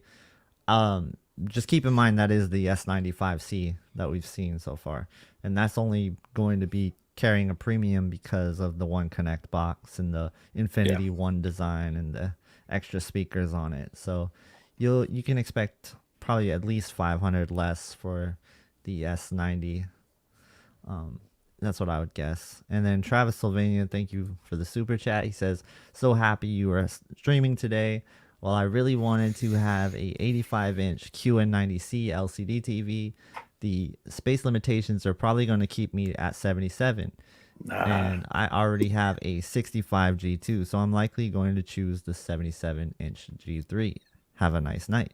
Yeah, like, I think this is one of the rare cases where you're happy with a 77-inch. I know a lot of people are like, I'm so upset that they're not going above 77 inches because that's really the premium market this year is 77 inches. That's where you're going to see the new technology at. So it's a good thing. In that I price think. point. Yeah. Yeah, in that price point too, because that 4,000, 5,000 mark, that's what a lot of people budgets are for those type of TVs. So yeah, and I'd say don't go up higher size wise unless it's quality, because as Max will tell you, I can't go back down. I know Classy went from 83 to 77. It's impossible. That size difference to me, even the size difference between 77 and 75 is massive. It's not just the diagonal. I use them every day. I can't go back down. I mean, No, I can't. 65 to like get closer to it. I'm like, that doesn't work like No. that. Other than that No. 49-inch monitor, KG, that QD monitor, that wraparound. Oh my god. Yeah. I'm buying that. I gotta have that. It's insane. Yeah, I can't go down. I was just talking to someone else. I said the only way for me to really upgrade is if they have a bigger size. So you get in this. But the problem is when you do that, a lot of people went up to 83. Now they're gonna have to go back down. It just means you're giving something away. You never want to lose anything when you upgrade. No. I have guys going from 8K back to 4K, and I'm like, okay, well now you're giving up. Say it's a 900B. You're giving up the size and the resolution and the detail or whatever, whether you think it's detailed or not, to go back to 4K. People think that there's not a difference. There is a difference. You're going to see it. Right. Oh yeah, I saw the difference. When it comes to that upscaling, that's what I tell people all the time. You notice a difference On good content, definitely.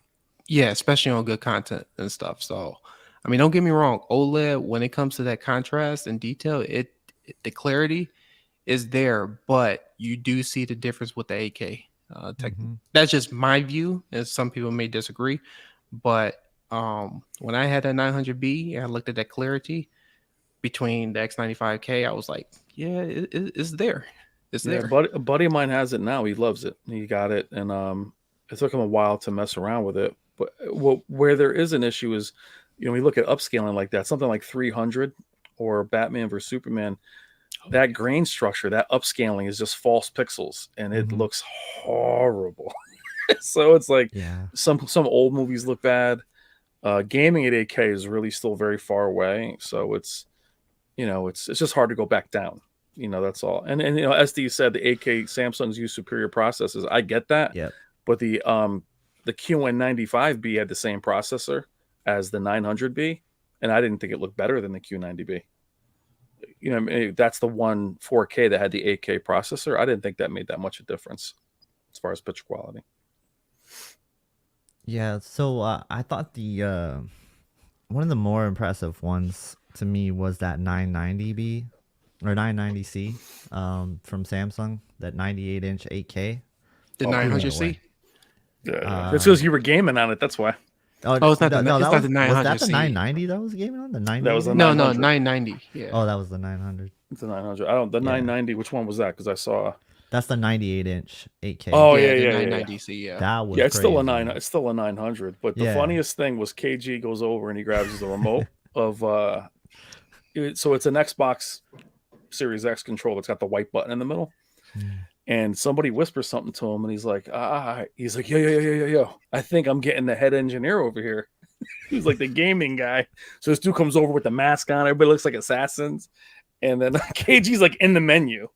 He's like hit the gaming bar menu. He's like, oh, I think I'm in. Oh, let me see that. So he's like kind of taking it away from him. And then you realize these guys are like, I'm not really a gamer. I'm like, but you're the gaming guy. Like, that's Right. your job. So these engineers, as we say, they make these decisions. A lot of them don't even see the screen. They just fix it. It's like, I got it. Don't worry. I'm like, do you watch these? Nah. Yeah. So it's very interesting. I'm like, everybody we talk to is like, I'm not really a gamer. I'm like, where's your gamer at? Do you have a Right. gamer in the house? Those Yeah, disappointing. if you're gonna talk about the content, you got to have somebody who's knowledgeable in the area. Come on. But even when we're at the shootout, I'm asking these guys, like, I was like, yo, what TV I have at home? Like, I have a 65-inch C7. I'm like, you're a judge? What are you talking about? It's like, yeah, I don't really watch TV. I'm like, why are you here? Because you're a filmmaker? I got that TV in my bathroom. Sorry, fired up. That's a good point. You boy get fired up. KG knows I get fired up is dangerous. Yeah. It's good. Oh man, that's good stuff. Yeah, no, I think it's pretty interesting.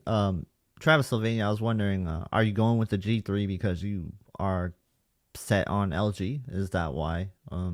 Is QD-OLED not a concern for you? Are you not thinking about Sony or Samsung on this one? I'm just curious because you were gonna buy a QN90C, so I don't think Samsung's out the window on that one. So I'm wondering why could be you're going just with happy. the G3. Yeah. Could be happy just with LG because if he had the G2, he probably just like what LG is presenting and stuff. Oh, and if you're somebody who's like big time reference, then LG is definitely the way to go. That's a thing. Totally different signature. Mm-hmm. You know, and that's the thing. You walk into a Best Buy. Why do you look at Samsung? Yep. That's what they want to do. So if you love, say Travis, if you like that color, you're not going to find it even on the G3, even with the extra color pop. I mean, they're very different looking. Oh, for sure. Like, it took me a while. Like, I had to really crank up the color to get the A95K to look like the S95B in game mode. I was like, I just had to crank that color up to 70 and put live color on. You got any more live color in the back? Get the vibrancy looking like that. on the LG, when it goes like color, I'm like 55, 65. Oh, too much. Yep. Yeah.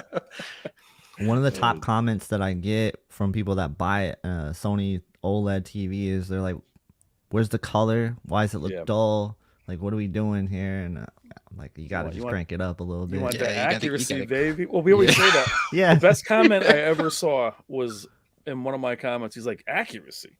He's like, look, man, when I look out the window, I don't want the grass to look like the grass of my house. That shit is dead. I want that green grass. I want that Samsung Chernobyl grass. Right. And I was like, I hear you, because the grass outside is drab. And we laugh about that with the gaming. Like Vincent's like, yo, we need that gaming to be accurate. I'm like, Sonic the Hedgehog, you want that to look like a real hedgehog?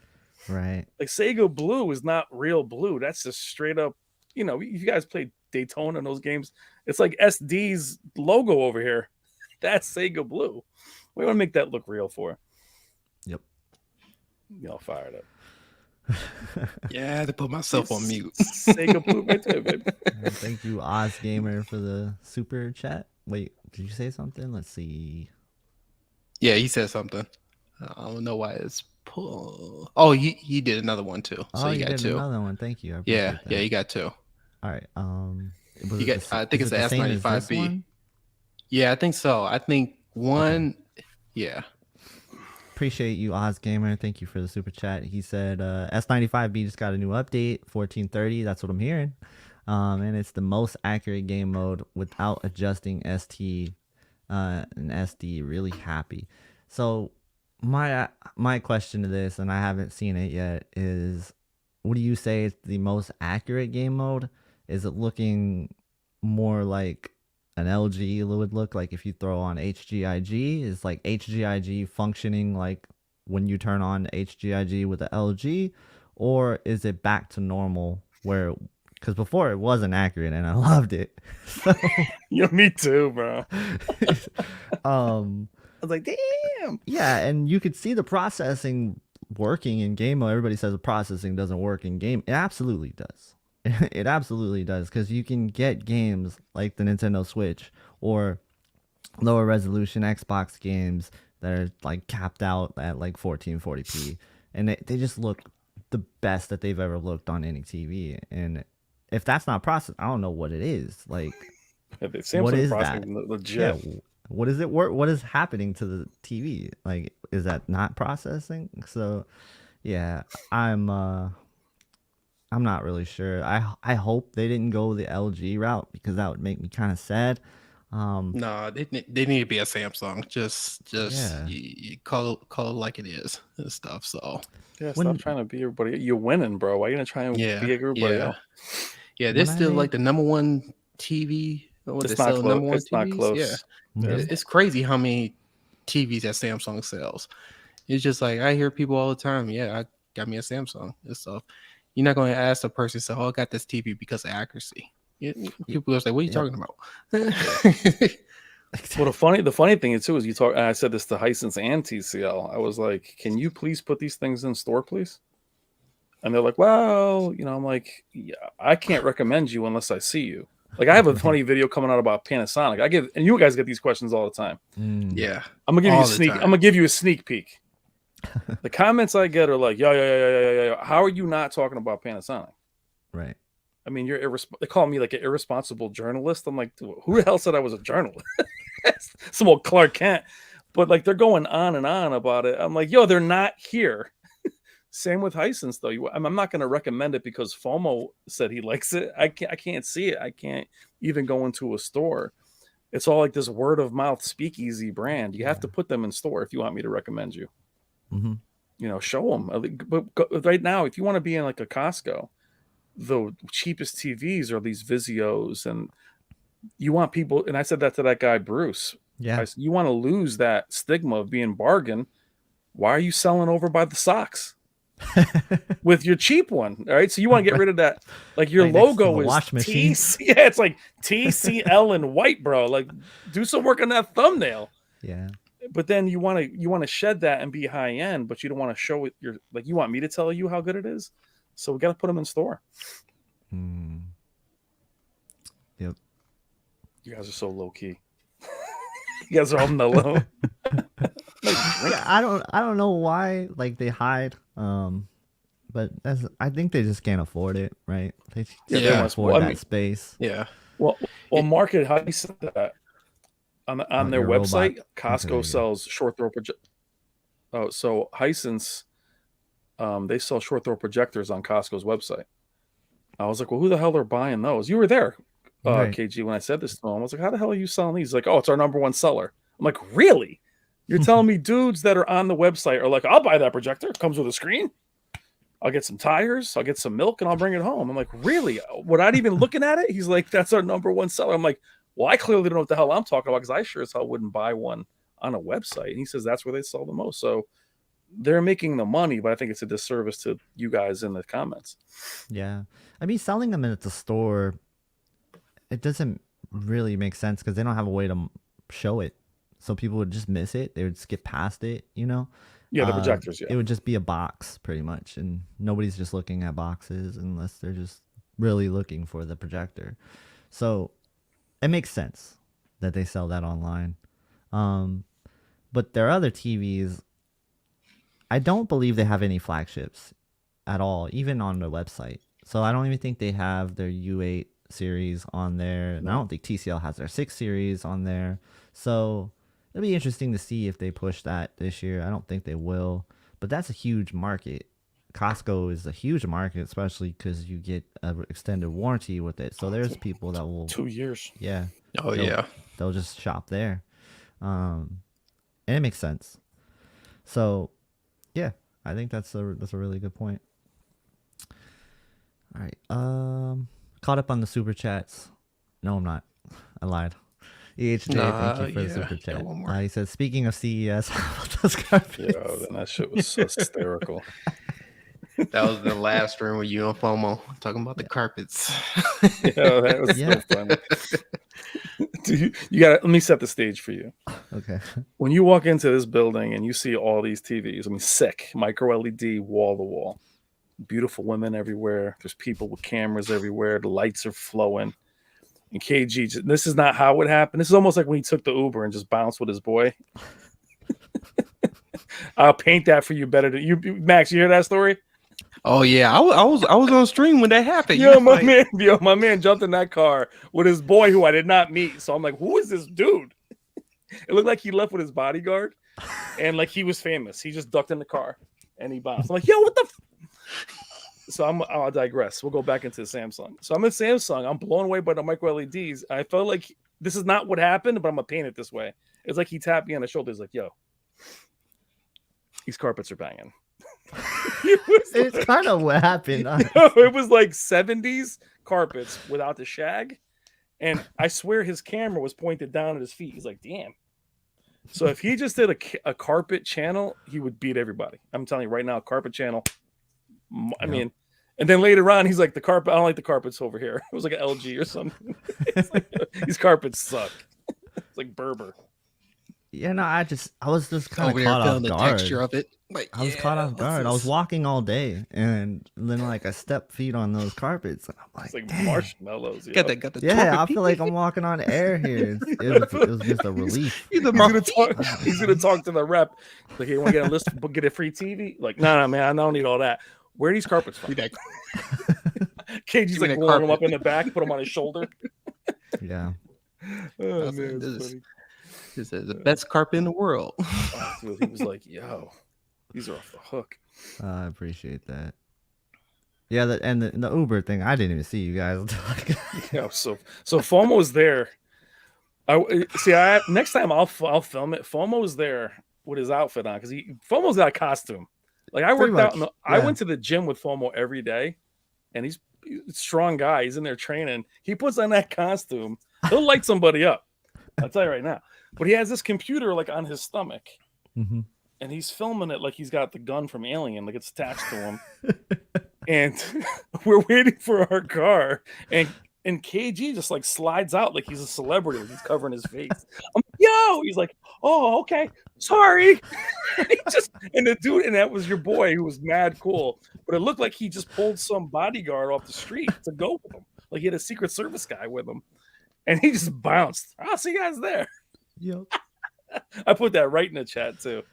Oh man. And Brian Yeah, was it quiet was the whole only for two Uber people, so ride. they wouldn't let you guys in. I was like, no. I'm like, yo, bought this dude dinner last night. Then KG came into the chat, say, here, I'll give y'all a little bit. He was like, my bad. He thought I was serious. He's like, oh, I guess I'm not going there. I felt bad, so I was like, all right, let me throw him a super chat. I feel terrible. Yeah, that shit was funny. I was like, good morning. Where are you going? It was hysterical. It was fun, man. We had a blast. It was a blast. You gotta go next time. I think that was my I'll favorite thing about CES was just meeting you guys and interacting. Like that made the trip for me.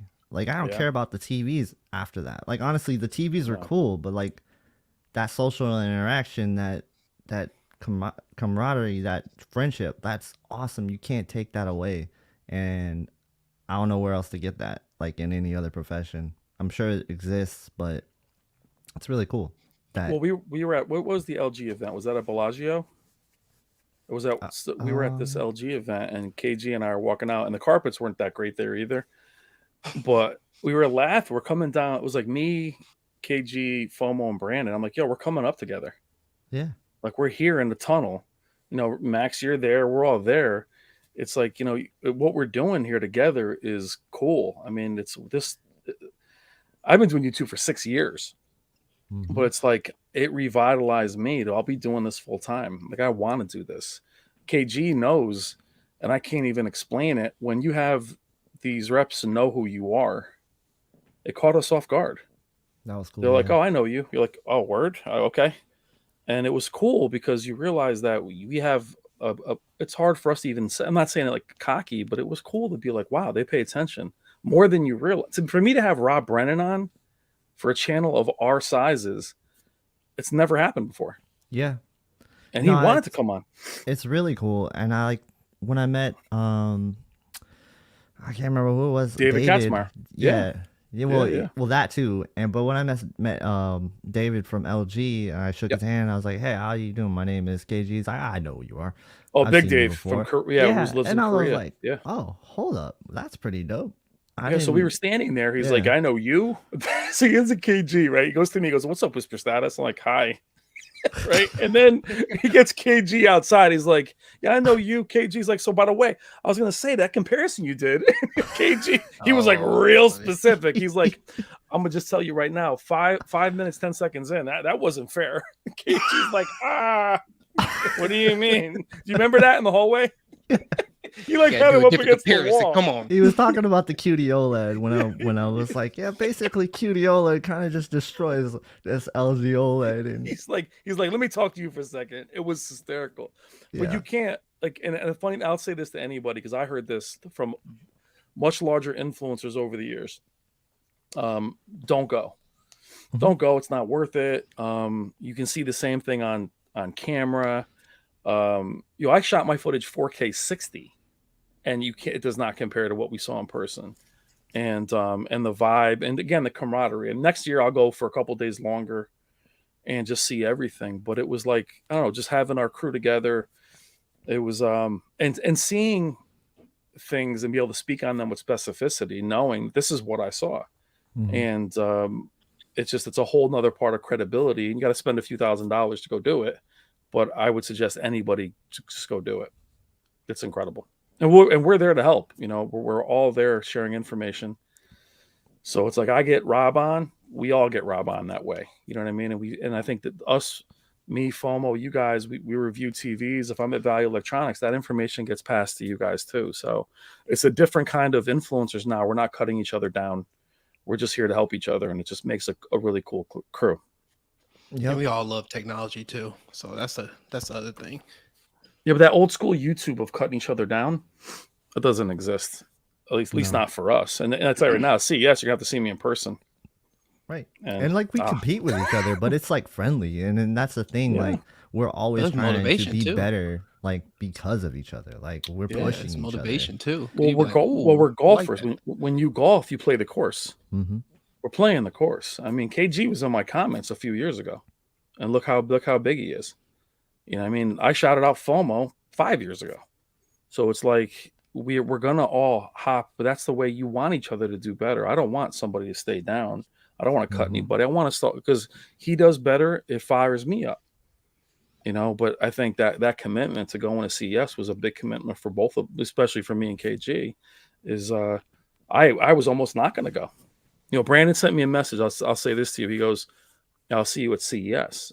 And I sent him this like paragraph about why I probably wasn't going to go. Yeah. I looked back down at his message. He didn't ask me that. He just said, "See you at CES." I was like, "Well, my wife got a new job."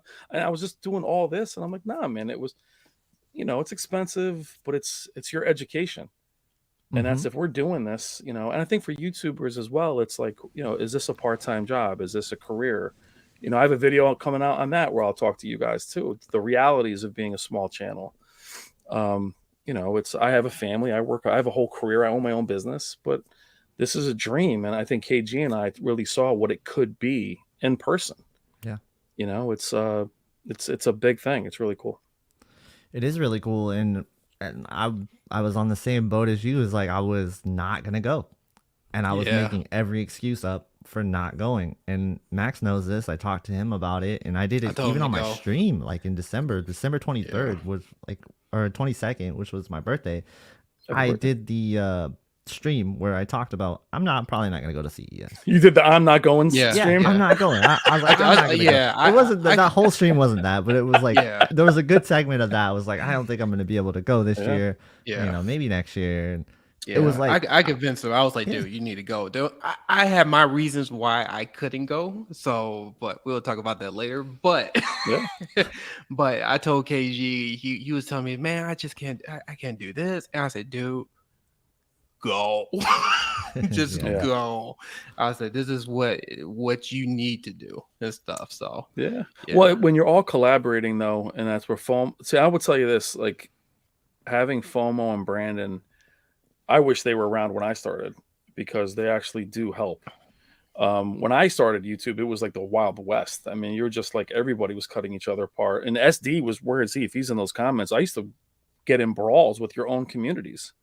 So I always push this positive community. And KG, you said that to me years ago. I love the community's positive. Bro, I spent so much time being a bouncer in my own community. It was hard to make content.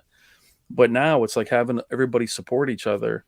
You know, it's just, well, here we are, you know, when you're inspired, no problem jumping on a stream. Right. I always said, I'm tired. Nah, man, you guys are around. Let me jump in. You know, hooking each other up. It's, you know, it's in connecting each other. It's cool, man. And for us guys, and Max, you too, this is just starting. This influencing thing for TVs. This is what I was told from the manufacturers. When I hear influencer, I hate that term. But what's a YouTuber? A kid in a skateboard? Like, what's that mean?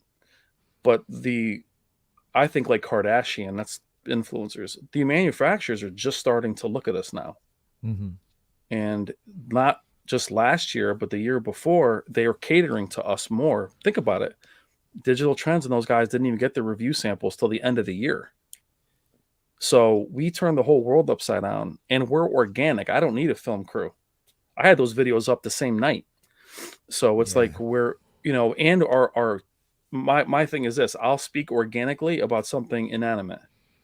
I don't have to go to school for it, you know. So we're passionate, and I'm telling you, it's going to be, it's blowing up right now. So even though if you're just starting it, it's a great time because the manufacturers are recognizing us. Heck yeah, no, heck yeah. Like if you're passionate about like anything right now, is the best time to start YouTube. Absolutely, in my opinion. And you might think it's watered down or there's too much competition in the space. There's no other person like you. No. You can't create another you. So that's the thing that separates everything. And like that's why I'm different. That's why Brian's different. There's no other Brian. There's no other KG. There's no other Max. There's no other FOMO. Like you just deliver what you are, and you're being authentic, and that's all it is. And you just and that's what's great about us and those you guys in the comments is that you guys have as much knowledge as we do. So we learn from you, you learn from us. But the cool thing is if you want to I thought about this last year when it was KG and KG had the QN90B and fell in love with it. And then like Classy's really into the accurate. If you know all of our characters, you can determine what you like by all of us giving our opinion. You can say, okay, well, Classy's more into that, Max is more into this, KG's more into that. So instead of just going digital trends, ratings, Vincent, you have humans that you can interact with, and you can hear us talking about it and make a really good choice because you know our personalities. There's no company behind me. It's just us being us. And, you know, it's just the flexibility that the consumer really benefits. It hurts you guys too, but it's a cool thing because our personalities, like you said, I mean, I'm reading that YouTube formula book. KG, buy that book, man. It just talks about, I'm never wanted to do that, but the fact is, it just says like, there is no saturation. Yeah. There's a billion people out there and they want what you have to say matters. I would actually stop my content if you guys put a video out first. I'm like, well, no one's going to care. So I would hesitate. I know you guys would do that too. The fact is they want KG's take on it. Yep. And they don't care if it's 5 days later either. They don't. And that's what I killed myself last year being first. You know, go to Value Electronics. It's been 13 hours and I wasn't enjoying it. And it was that you can put it out now. You know, your community is going to find you. So it's just and it sounds ridiculous, man. It's about loving it. You guys know I was very close to quitting a few months ago. I mean, just stopping. And you're like, damn, I love this. I love it. Why would I stop? But it's like it's a lot to put yourself out on camera. You guys do it every day. So it's like the easy part is the little stuff we don't do. And having guys like FOMO who was like, yo, he's encouraging. He's wanted me to be there for years. He's just waiting for me to want to be there. And that goes for KG too, man. You going to CES, it just shows everybody else, like myself, that we're ready. And that's a cool thing. And Max, next year, bro, it's just, but you're all welcome. I know with Value Electronics, I'm telling Robert, we need more influencers, not less. Get as many as you can. Yeah, and I want to give Max credit because like this year he's been working so hard and his channel got to like 3,000 subscribers. He's just pushing, man, and like I know how hard that is to be in that stage where it's like it feels like you're not growing, but you're definitely growing. And you look at that, and you can't compare yourself to anybody else. You just have to look at how fast you're growing. Because honestly, dude, you're growing faster than I did. And so like you have to look at like the bigger picture of where you want to be more so than like what other people are doing. Because like I got caught up in that too when I was growing, and I was like, oh man, FOMO's killing me on the numbers, or I shouldn't think like that. And I finally got to that stage where I'm not thinking like that no more. I'm not comparing myself to other people. This is my journey is going to be different than everybody else's, and the speed of which I grow is going to be different. So and as you get more comfortable, and Max, I mean, you're growing fast, but the advantage of being with somebody like KG, none of us had that. So I mean, I was on here solo, just figuring it out, and you guys, I've been doing this for a long time, and am I good enough? It sounds terrible, but for me to sit up there with Rob Brennan, and I thought I had to go through Robert at Value Electronics, and he was like, "Yo, let's do something." And I was like, "Really?" And he's like, "Yeah." I didn't think I was good enough, and I know this turned into like a therapy session, but for you guys, even in the comments, it's literally you'll find yourself hiding. So it's like, and especially when there's people out there cutting each other down. There's so many of us now that are in this group. Don't worry about anybody else criticizing. It doesn't matter. So just do your thing. And I think the community likes to hear insight like this sometimes, just because it shows you like it should push you to do what you want to do in life too. And it's like I do want to encourage people to do that. Like if they have any goals or passions, go get that. Go get it. Like because you can certainly do it. This is definitely one of my dreams, and I'm achieving it, and I'm never gonna stop until I'm just like ready to retire. Like that's the mindset right now. And like I also want to talk about like how it is important though when you find like-minded people like I do, like I did, and you guys are amazing. Classy is amazing. Like I started my stream early on, and I had Classy on most of the streams, and we just fed off of each other, and we were so completely different. We couldn't be more different in the terms of like TV, in TV terminology. We couldn't be any different. Like he likes reference. I definitely don't like reference. I'm more of a preference person. But like just having that go off each other, and that's the kind of mindset that I like to implore in people, is like find people who are like-minded, who are interested in what you are. They don't have to agree on everything you say. It doesn't have to be an echo chamber. Just find a community, and I feel like I found a great community. And well, we share communities, yeah, which is cool. You know what I mean? And I think what's great too is you encourage each other, versus whether you're competing with each other or not, it's encouraging each other. I think people love seeing us together, whether it's on different streams. I know I do. I know when I go on a stream and you guys are together, I'm like, oh, my boys are in there. And it's just so much better than, and that's why I think it's so confusing for the consumer when you're ripping each other apart. And that's going away, so it's just, I don't know. I think it's really cool, man. It's just starting. And if you think about it, like I said, we're all coming up together. And that's what I think is so great about Brandon and FOMO is they just encourage, and they're down if you're down, versus I've collaborated with a lot of people over the years, and it's very cutthroat. You have to be careful.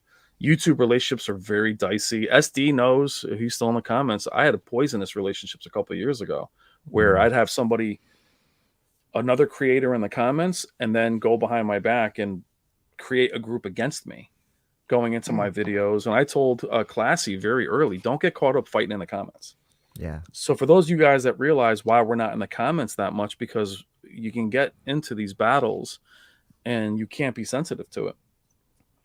So you have to, it's just hard to say.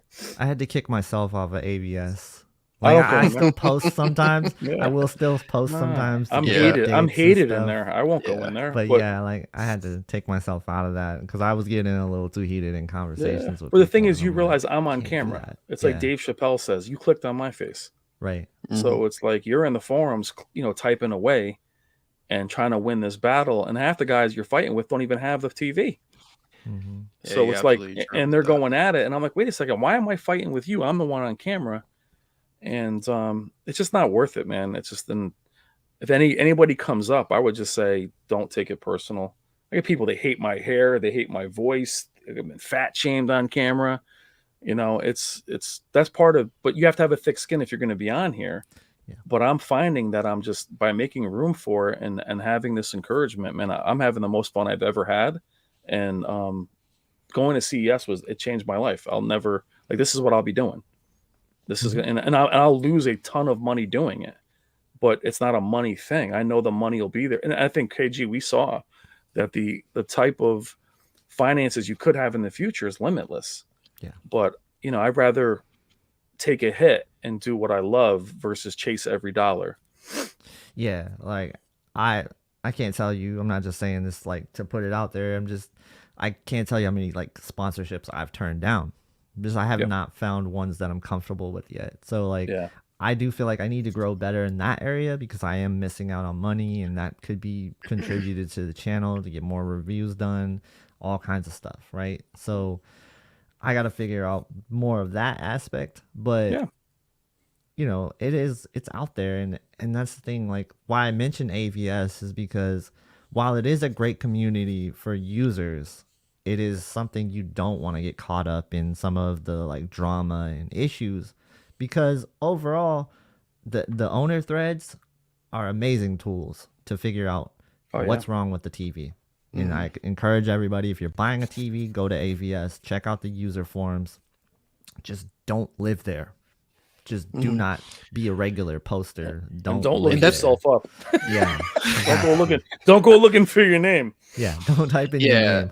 They're like, Yeah, yo, and- Brian just did a cool video. Then I watch 80 comments. Yo, what the? I'm like, Yeah. Jesus.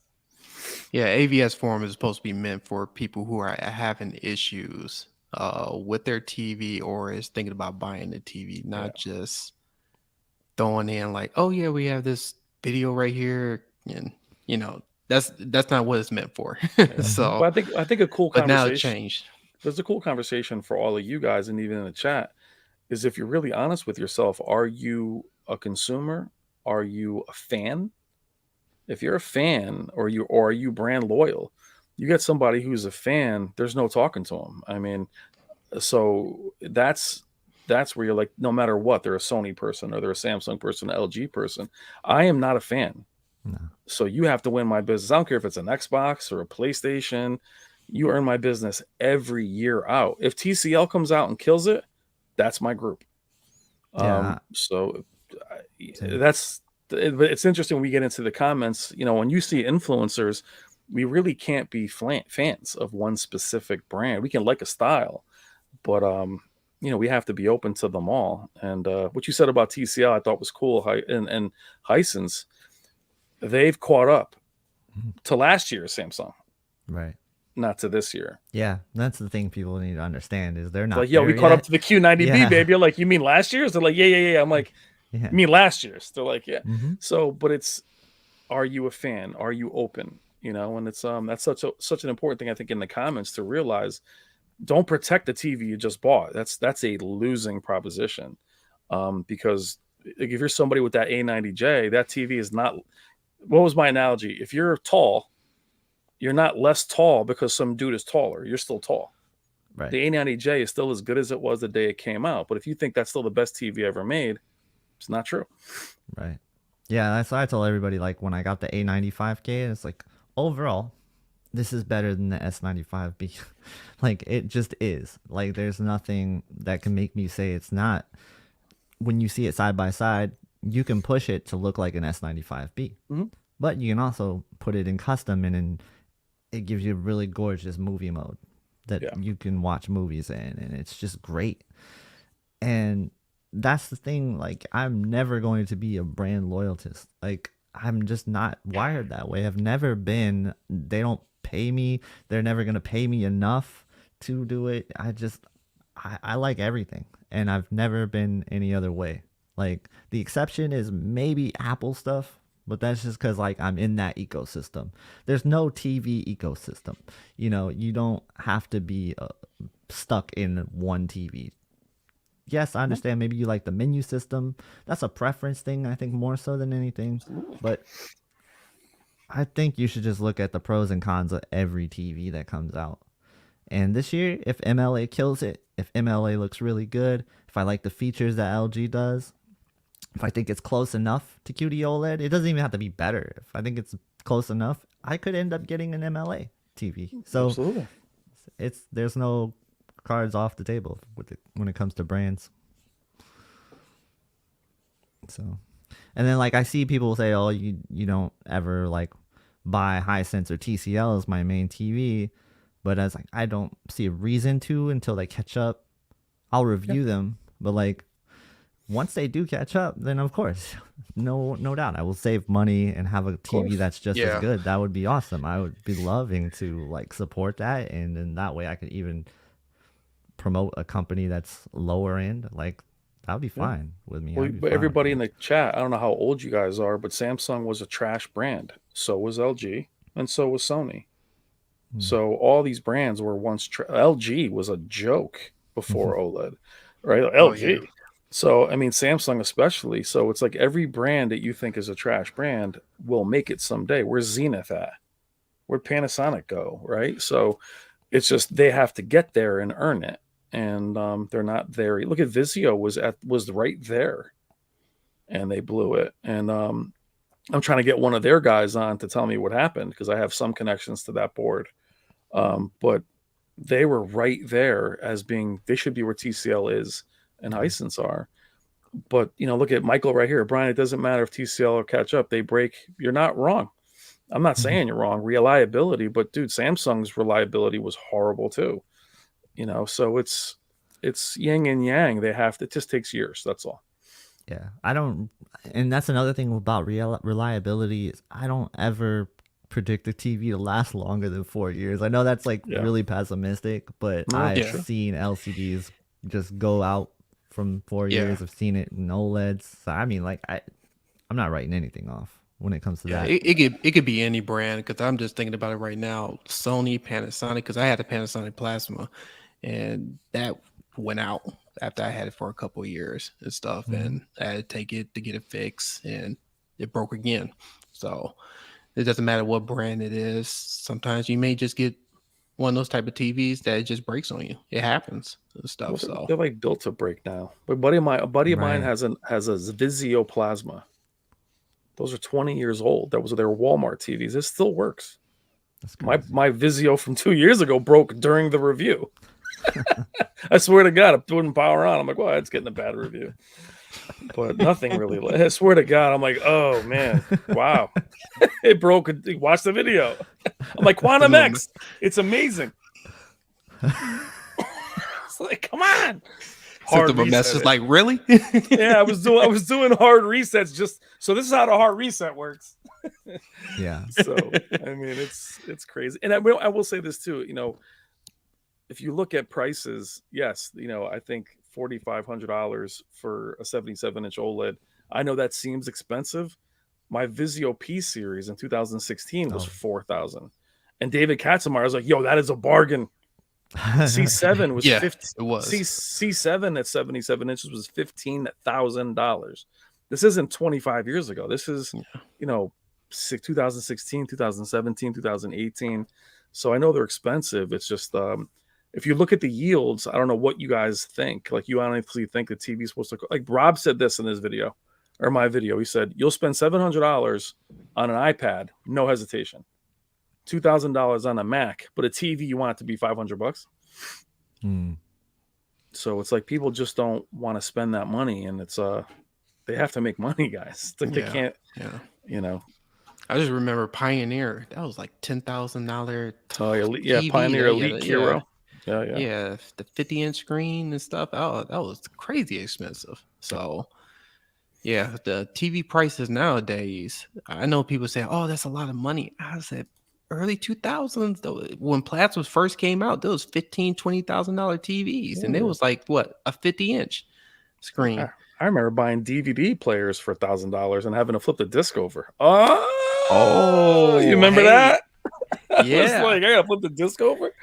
I was talking to KG because I was in that format war where I had an HD DVD player against Blu-ray. I got 3 of them, bro. I loved HD DVD. That Toshiba, I still got it. I got one at the parents' house. Bro, I got one in the box. I love it. I loved it. But yeah, I lost that format war. Yeah, that was a bad one. Sega Saturn, that was a tough one too. Oh, the Dreamcast. Love the Dreamcast. 99. See it over there. I got it over there. Holy shit. You still got it? Oh, dude, the Dreamcast, bro.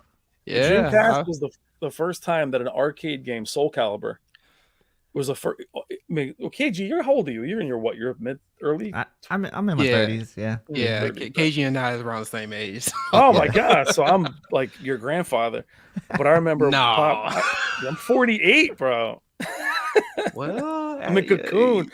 But anyway, saying that you don't look it. I remember Dreamcast getting home and playing the first time an arcade game looked better at home. Like all the years of buying Street Fighter and Mortal Kombat, Soul Calibur, I was like, oh my god. And that was a CRT, and I was that idiot that bought like S video cables just to make it look a little cleaner. Yeah. Dreamcast blew my mind with the graphics. Like hell yeah. Yeah, I remember I had that I had the CRT's Panasonic, the DVD and VHS combo TV. And when I got that Dreamcast, oh my goodness. I was like in heaven right there. You know what I missed though? I missed just plugging it in. I had a Trinitron and I never was like trying to change any settings. You were like, put it in the back, hit power. And then I remember watching widescreen and my girl was like, what's up with these black bars? If you remember the widescreen on a CRT, it was like this. Yeah. And she's like, it's like a few inches. I'm like, oh, trust me. And then I went to the menu. I was like, look how much you can see on the sides.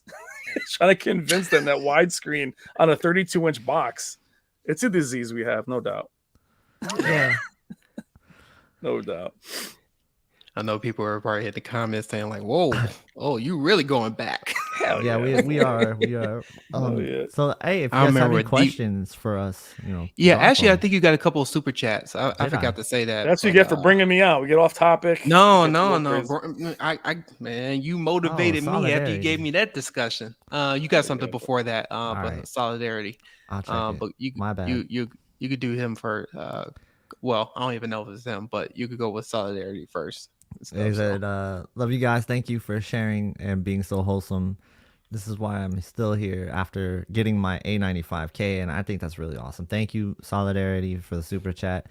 That's really good. I mean, I stuck around, after checking out TVs from so long ago, just watching reviews with like David Katzmeyer, which I got to meet like not my childhood, but like when I was like 18, 19 years old, like I used to watch reviews because I was like, I'm going to buy my first TV because of this guy. And I did. He was the only one during that time that I remember. Him and Caleb owe me some money. Yeah. No doubt.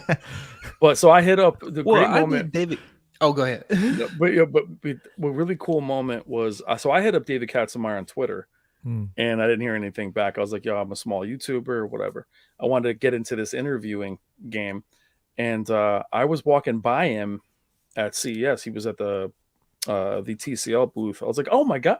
Like I don't care if LeBron walks by. I'm looking at like David Katzenmeyer, and I introduced myself, and then I saw him later on with and at the Hisense booth. I waved to him, and he came over, and KG just stood up. He's like, yo, I just got to tell you, and he was caught so off guard, and in a nice way, I think, right, KG? He was just like, wow, okay. Yeah. And then what was really cool was that he admires what we do. And that was cool to see, yeah. Yeah, and he was like, I just, he said if I ever want to do a channel or something, I'm like, yo, it's just they see they're journalists. They see our flexibility and they see what we do, and it's so nice that we can look at the stuff we're talking about here. I'm not writing some script. I did that interview today was an hour and 8 minutes. There was no script. We just flowed. So it's Yep. like, yeah, if I had to write questions down, I'd be well, tell me the zone count. Yeah. 5 minutes later, that's not what I'm doing, man. I just want to be able to. That's why this is so unique. But for us to meet this guy, I was like, damn, he's tall as hell. But he was mad cool, and he was happy to meet us. Same with when I met Caleb for the first time. And Caleb's coming on the channel for an interview. I want to do origin story to talk about how these guys got started, and that's it's cool, man. It's just, I don't know, it's awesome. Yeah, it would be really cool to get those guys on stream one time. I sent you the picture, KG. Did you get it? Yeah, I got All it. right, I can actually share it. Let me see. Let's see. You guys could go ahead and talk while I figure this out. Yeah, but I just remember watching David Castemeyer. Yeah, I think it was him, and then it was Caleb that came after that. But I used to religiously watch CNET. I was like, oh, that's that latest review on that Samsung TV. I said, oh, that Pioneer. And I remember the plasmas back then, and I was just like, oh, I wish I had the budget for it. But yeah, I that kind of inspired me. And then Brian and KG, I tell them all the time. I said that definitely motivated me to say, like, you know what, I could do it too. Well, you're into it too, right? But I mean, I remember when Artings, like ratings.com, I owe so much to them because I can explain it to you guys. When I went through the panel lottery, it was 11 panels, and those went from $4,000 to $12,000. Like, I was losing my mind. And I'm talking about, like, nobody feels sorry for you when they're that expensive. And Best Buy, and but so those guys were on Facebook just being like, look, do this, do that. So they basically taught me how to do this. And, I owe a lot to them because they took that mantle and just fleshed out the reviews as far as numbers. And it's cool that we're part of it. And like SD's talking about Modern Wise, I talked to Modern Wise. He's one of the first YouTubers that got on, but they get burned out. I think we're not. I'm energized after this period of time. I'm not burned out. I'm ready to rock. Yeah, I got that picture. Yeah, I was only sending it so I can link it in this tab because I don't know I was why, like, oh, you sent me a picture. I said, I'm looking at David. I said, oh man, yeah, he's tall as hell. He's like 6'5" or something. All these guys. Yeah. I'm pretty small myself, so yeah. How funny was it in our stream when I sat next to FOMO? No one, people didn't see us sit next to each other before. I was like, what the hell did you think? They thought I was small or something? Did you? Well, you weren't in that stream. Max, were you in that stream? Yeah, I was in the stream. They're like, yo, why are you flexing? Why are you trying to be a bodybuilder? I'm like, what the hell are you talking about? They're like body shaming me in a nice way, but they like never saw me next to him before. I was like, Jesus, you guys, what do you think we are? Think I'm the size of this box in real life? You do have another super chat too before you. Oh, yeah. There he goes. Yeah, there's the picture so you guys can see it. AG. David Katzmeyer and then he's a good dude. So yeah, pretty cool to meet him and talk to him. So yeah, man. Dylan, thank you for the super chat. Also, he says it's so much nicer having real TV enthusiasts at CES. So I would argue though that like those guys are TV enthusiasts too. Like Katzmeyer absolutely loves TV technology, and so does Caleb. They both are just nerds when it comes to that stuff, and that's what I love about them. They're really cool people, and you could tell that if they didn't like it, they wouldn't be in it, because they're grinding, they're working. It's a job to them, but it's also something that you can tell they love. Yeah. So it's really cool. And to Dylan's comment about the Samsung, we say take it offline. I would say this, Dylan, too, that there's so much information on what each firmware update does that I'd say buy with confidence, watch the first reviews, take it offline, and then just wait and see what these guys or Classy or any of these guys, they comment that it's safe, plug it back in, grab that update, unplug it again. So I'm not saying you have to be afraid, Dylan, for the existence of the TV. There's so much information now, you can be careful and not be afraid. Yeah. Absolutely agree. No, I agree with that 100%. We do. Did we test out the Dragon surround sound? I didn't get a The chance to soundbar? see it. I Ooh. wanted to. Dude, It we was were on stuck my with the TV. list. I just didn't have enough Yeah. time. That was one of the things where it's like you're in Las Vegas, you only have certain time to see certain things. I had to prioritize TVs. Unfortunately, I would I have didn't see loved to do anything. No soundbars. robots, no toilets, nothing. I saw Did some you see that? robots. Did you see that Transformer and Megatron over there? I'm like, what? I didn't see anything. All I saw was freaking TV. Next year I'm gonna go to. It's like a flea market. I'm like, I didn't get to see any flea market. I'm going next year forever. Next year it doesn't lay on a weekend, so it lays on a weekday. It'll be cheaper to go. Yeah. So I'll be able to spread out. Like I didn't stay Saturday and Sunday because it was almost as expensive as staying the whole 5 days. Yeah, So I was yeah, like, yeah. nah, I'm just take off on Friday. I'll be able to see everything that I need. But on the weekdays, you'll be able to stay out the whole week, and I probably will. I'll probably just stay that whole CES week and go to every day and do more. But did you see any of these CES videos that weren't ours? I'm like, wow, that was there. Yeah. Yeah. It's like, oh, there I saw every TV maker. I was just running to that one. I was like, I oh, cool, know. water bottles. Oh, cool. And I just blenders. Oh, nice. And I missed everything. But I was there we're on a mission. But Yeah, there was all these NFL players at the TCL thing, and I was like, oh man, I could have met them. Like, yeah. Oh yeah. Barry Sanders was at the CES event, like the He day I was, was yeah. there, and then I guess Terrell Davis was there the next day, which as a Broncos fan, I would have loved to meet him. But that was the day I left. I was like, oh man, Yeah, dude. I never knew. Next year, baby. Yeah, Oh, hopefully yeah, they're next back. year. Hopefully they're back. We do got a couple of comments from Soup. He was asking us about recommending an 83-inch C2 versus 77-inch Samsung S95C. Let me see. Let me find it. Let me find Yeah, it. it's kind of like ways up a little bit. I was trying to make sure because he was asking that question, and I Yeah. was like, yeah, I think we should answer that. I think like I'm hearing too many negative things about this 83-inch size of OLED, and I think there's this perception out there that it's just gonna be a bad experience with uniformity, and that even some of the top guys, I mean, like I know Classy, for example, he took back his 83 because he was not happy with the uniformity. Loves his 77, but yeah, I think any 83-inch size OLED seems to have this issue with uniformity, and you can probably speak to this too, Brian, right? Yeah, it's behind me. Yeah. It's as simple as it's visible. I mean, I've had the S90 or the small. They're just not as visible. It's still there. I mean, they still have screen uniformity. You just can't. It's just the simple of light and how large they are, and the content being raised blacks or poor HDR in gaming really shows it. So I wouldn't say you should bring them back because they're defective. It's just the content shows it now more.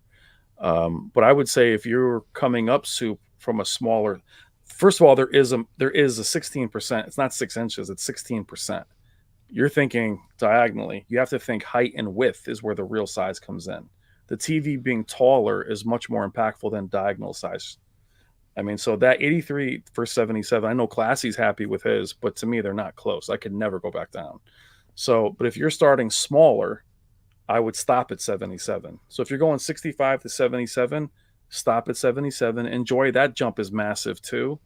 But once you jump to 83, you only have 85. There's no 85-inch OLEDs. I wish there were.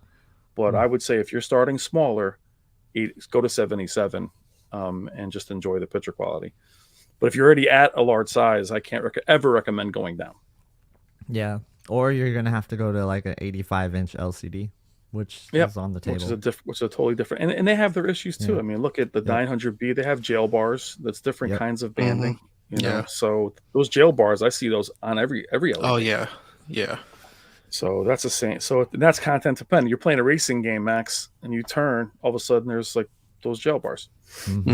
Yeah, I saw it on QN900B. Yeah. I see it on OLEDs too, and I think like that's why QD-OLED's so impressive to me. It's because I didn't see it at all on that. Yeah, see the QD-OLED, dude, I'm telling you, it blew things out so was a death loop. It blew things out so much that none of the scenes that I had banding on any of even the Sonys, none of it was visible. Horizon Zero Dawn, even the HGIG. It was almost like it was so dark. It was almost like a C9. It was so dark and then so bright. It didn't get that middle where this like 15% gray that is the Achilles heel of OLED. That's what like Calypso Protocol, those games, that haziness just shows it's either got to be black or bright and you're fine. But that middle, all the content is that color now. They don't want to be too black and they don't want to be too bright. And that's QD-OLEDs. I don't give a crap. Let's just blow it out. Right. And I loved it, man. It was perfect. I've never seen a panel that clean.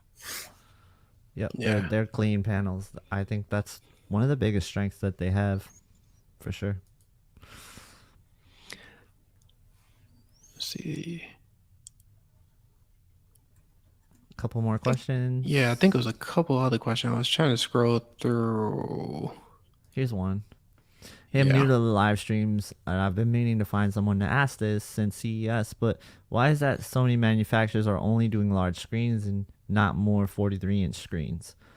I think the short answer is that it's not profitable. It's just not profitable for them to do smaller screen sizes on their flagship TVs, and that's why you see some of them don't even do 55 inches. So... But that's why Samsung is amazing, because the QN90B's got 43, 50, 55, 65. But look at their assets, how they can flex it. Sony stopped doing 55-inch flagships. So a couple of the companies are still doing that. Just know that you're paying more at 43 because you're paying for the form factor. So you're not buying a small TV. You're buying a beautiful TV at a small size. So you're paying almost a premium. 55-inch TVs are almost the same price. You're paying for that squeeze down. But I have a 43-inch QN90B right here. It's amazing. Yeah, I've heard good things about the 43-inch sizes, and also the 42-inch LG OLEDs are really nice as well. Yep. And so, I mean, there's at least have that out there. You're just not going to find like MLA, C2, C3s and the pixel stuff like pitch that. is too tight. Yeah. That's what David Park was saying, that the reason why I think the C3 doesn't even have that APL boost. You know, that what's it called? It's that perceived peak brightness. They don't even have that on the smaller sizes because the pixel density is too tight. Right. Pixel pitch. Yeah. So you actually lose the heat sink. You lose those. That's why the A90K was a weird size last year. People are like, is it Master Series? Like, wow. So, you know, they're kind of monitors in a way. Yeah, they don't even have the ability to have that Evo designation. No. So, yeah, it's not that too much of a price difference. I was just looking up the A90K was a 48-inch, and compared to what LG C2 48 and 42-inch, it's not that much of a price difference between those two sizes. And the A90K suffers from the same thing that the C2 suffers from too, because it's the same panel essentially. So yeah. And that's confusing too. We talk about brand loyalty. You realize that, like, oh, Hisense is making these, and no, TCL is made by these. So you might be brand loyal to something that's not even like Panasonic. You're brand loyal to them. Are they even making their own TVs anymore? You're like, actually, they're not. Oh, really? So it's you have to be, educated to what their signature is. What they're favoring now. I'm glad you brought that up, because I was going to talk about that earlier when we were talking about the X95K, and when Max was like, yeah, these are different TVs, and that's because they are different TVs. Yeah. The 65-inch and they're different TVs. The 85-inch is different than the 65-inch. They just don't tell you. They don't put that on the spec sheets, and maybe they should. Maybe they should say this has a different panel. Maybe even if they have to put some sort of marketing term to it, like give it some sort of plus designation for the higher end sizes or something. Let us know there's something different about the TVs, because I do feel like, as consumers, we're kind of left in the dark on that stuff until somebody really digs in. Well, there was a good analogy as I was looking at a new car. I have a Wrangler. So I was looking at those Broncos, and somebody said that, hey, this package and this package and this package are this. But the Sport, people think it's a smaller version of those other ones, or it's a stripped down. It's not even the same car. It's made somewhere else. It's a different chassis. But if you didn't see them next to each other, you'd assume, oh, I'm just getting a stripped down version. I can soup it up. And you're like, no, actually, that's not even the same body, same nothing. So it's very similar. It's built someplace else. So the X95K at 65 isn't a piece of crap. I think it was destroyed unfairly by certain channels last year that wanted to hype that up. But it's just, it was very expensive to have those kinds of issues. And I've also thought that was panel dependent. If you see a TV with blooming in one specific spot, that's not blooming. That's a defective panel. If it's in one corner only, that's not a bloom. That's defective. So, yeah, I think people, they push that narrative, and then anyone that has that TV is like, no, I love it. Like, no, you're an idiot. This guy said this. So it's where our influence can go against us. You know, we can't, you know, but it's not a piece of crap. It's just the larger sizes are better, as they should be, because they're triple the freaking price. Max's TV should be superior to one that's a quarter of the price. Yeah. It's just the fact that it uses a different panel is the biggest thing, you know. It's an actual different panel manufacturer altogether. So. Yeah, it's a different panel. And then I think the biggest issue, I think what was going against Sony on the X95K is the price against OLED too. Because usually when OLED technology is supposed to be more pricier against LCD TVs, and then when Sony came out with their price on the X95K, that's why I think it killed a lot of things, because people are saying like, well, you charging this price, so it should be this type of quality. It should be have the best picture. It should have all these features to it. He said, I will just get an LG G2 or C2 for, you know, 20%, 30% of the price of it and stuff, which is, that's what it was going against and stuff. Same thing with Samsung. What started that though was the S95. And they just did it again by leaking this price. They're having, LG is going to have to drive down their price. They had LG and Sony had no desire to be selling that cheap last year. To have a new technology be cheaper. I mean, it was like bargain prices. They put it out there and it drove, think about how smart that is from Samsung.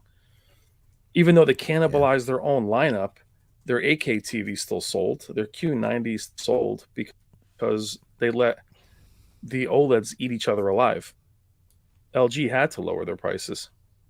And they did it again. That leaked price. I mean, I know we think it's expensive. That's cheap for what it is. Yeah, it is. I was just thinking about that before LG, but you do that before they release their prices. So now they're sitting there being like, Jesus, really? I can't put out a C2 now or C3 at $6,000. Right. This freaking, some dude, I leaked it. Yeah, you leaked it. All right. Sure. Put that out there. But to your point, the X95 backlight master drive, that marketing, it's thicker. It's, people just looked at it and said, yeah, but this OLED, this new QD-OLED is cheaper. It gave it nowhere to go. You know, there wasn't an 85-inch size to say you're 2 inches bigger. You were actually, this is the thing. LEDs were always expensive because they were larger. OLEDs were expensive and small, but you're like, but the LED's bigger. Well, now you have 77-inch OLEDs beating the crap out of 75-inch LEDs. So to have a 75-inch X95 cost more than a 77-inch OLED, there's no shot. There's no advantage. There's not one. And that's where they really got into a bad spot. They were more expensive than TVs that were bigger. Yep. Yeah, and absolutely when you can correct get with that. the same size from a different brand for way cheaper, or you can actually get a bigger size from a different brand, and this brand is also really good at making LCD TVs in their Neo QLED line. It's like they didn't give themselves much room to like sell stuff. It seems. I would be surprised if that TV sold good. Well, that's why even the A95K, as beautiful as that TV is, people saw that body and they're like, "What?" The OLEDs are so, the S95 is so thin when it's straight, when it's not like a boomerang. Right. But most people would see an S95 and like that style better. The center stand, it's lean and mean, and then they look over and like, how much is this one? It's $2,000 more. You're like, so you're telling me I can almost buy two of these? So that's where Sony does struggle. The build quality, some people hate it. I think a Z9K or an X95, they're very premium. They're heavy as hell. I mean, the X95 you have, that TV is like 120 pounds. Oh, yeah. I had to get that professionally installed. Yeah, I carried that thing around. So we were carrying that at Value Electronics upstairs. I was like, damn, this thing is heavy as hell. But to our point though, when I pick up a 900B and I feel the thing bend in my hands, I'm like, damn, how much is this thing? Like the back of the 900B is like paper. Yeah, it's plastic, straight up plastic. It's just like, damn. Yeah. No, and I think it's kind of funny that LG is going a totally different direction with the C series. They're like, we're gonna make it way lighter, and then you got Sony basically making the heaviest OLED TV you can buy, and it's just one of those things that I don't know that consumers are signing on for a heavier TV. Yeah. Well, the C2, but the C2, other than the 77-inch, it was light.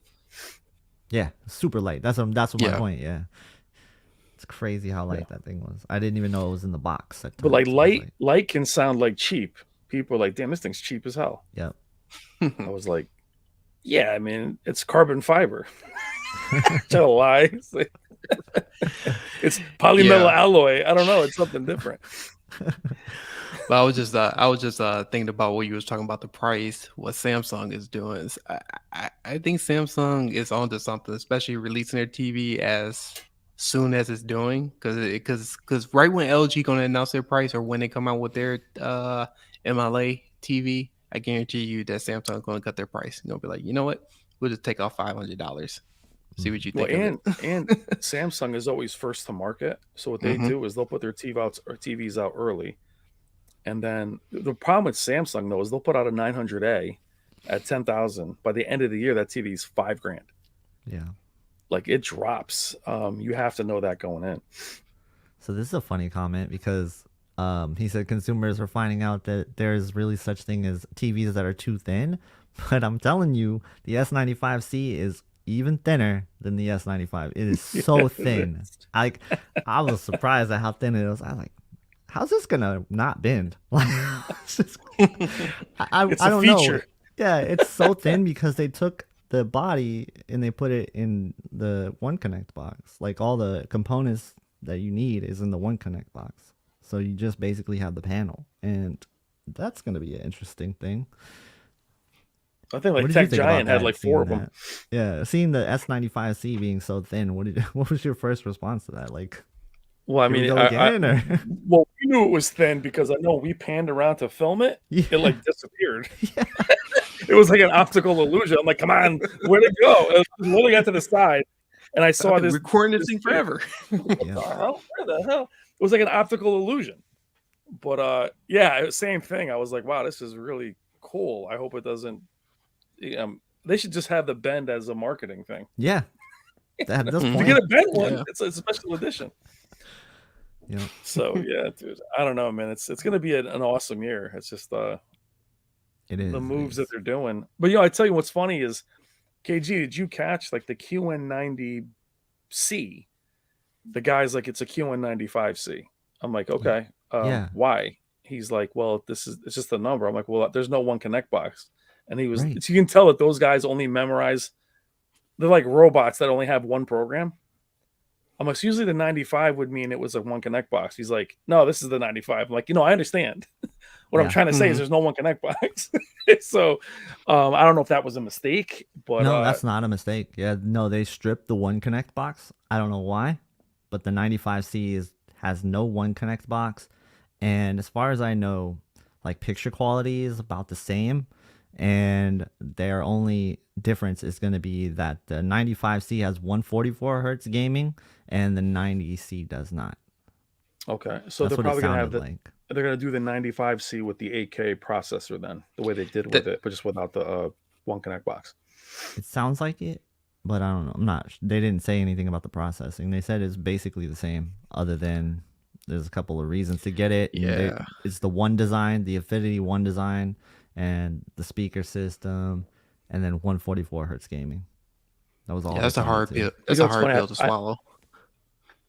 Well, I know we all ask this when everybody, it's like, hey, especially like Hisense, the girls are like, so it's 144 hertz gaming. I'm like, that's cool. So you have 144 hertz panel. They're like, no. I'm like, then you ain't got 144 hertz. It's like everybody wants to give me. We do 244 hertz. I'm like, so you have a 244 hertz panel? I do not. Then it's all processing. So it's like it's overclocked. It's magic. Yeah. Yeah. It's it's almost like display.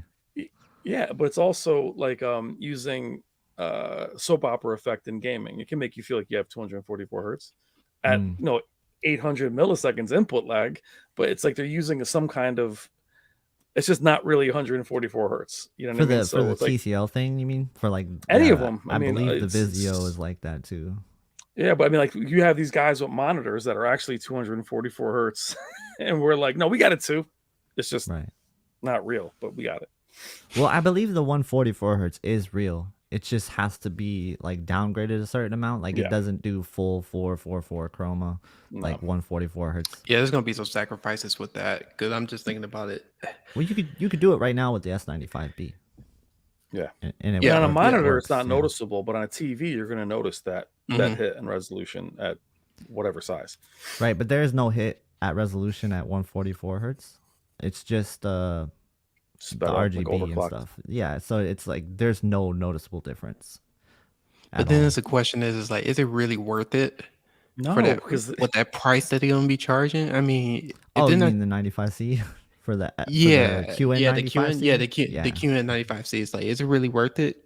Because it's like if they're not changing the processor and just doing the 144 hertz, that's not good marketing. In my opinion. I like we're chasing 144 and the console's doing 120. So it's like you're gonna say that you're gonna have that and be like, cool, I got it. Where's that 144 in the menu? Unless you're PC and stuff, it's not going to be applicable to the majority of people. No, not at all. And you're going to be telling the person, I got that 144 hertz. All right, let me see it. Let me see it. No thanks. I'm waiting for the PS6. PS6 coming. They're getting slim. Caught me off guard. Yeah. Why doesn't it have it in one Connect box? Caught me off guard so much. I was like, yeah, that would throw me off. I think I probably would have drilled them. I'm like, it got to be processor. I was like, where's it at? I thought it was like underneath the table. I'm like, come on. It made no sense because they just showed we got us these the speakers. We got these 95C Atmos on the speakers. S95C. I was like, yeah, over my shoulder is a One Connect box. I'm like, right here.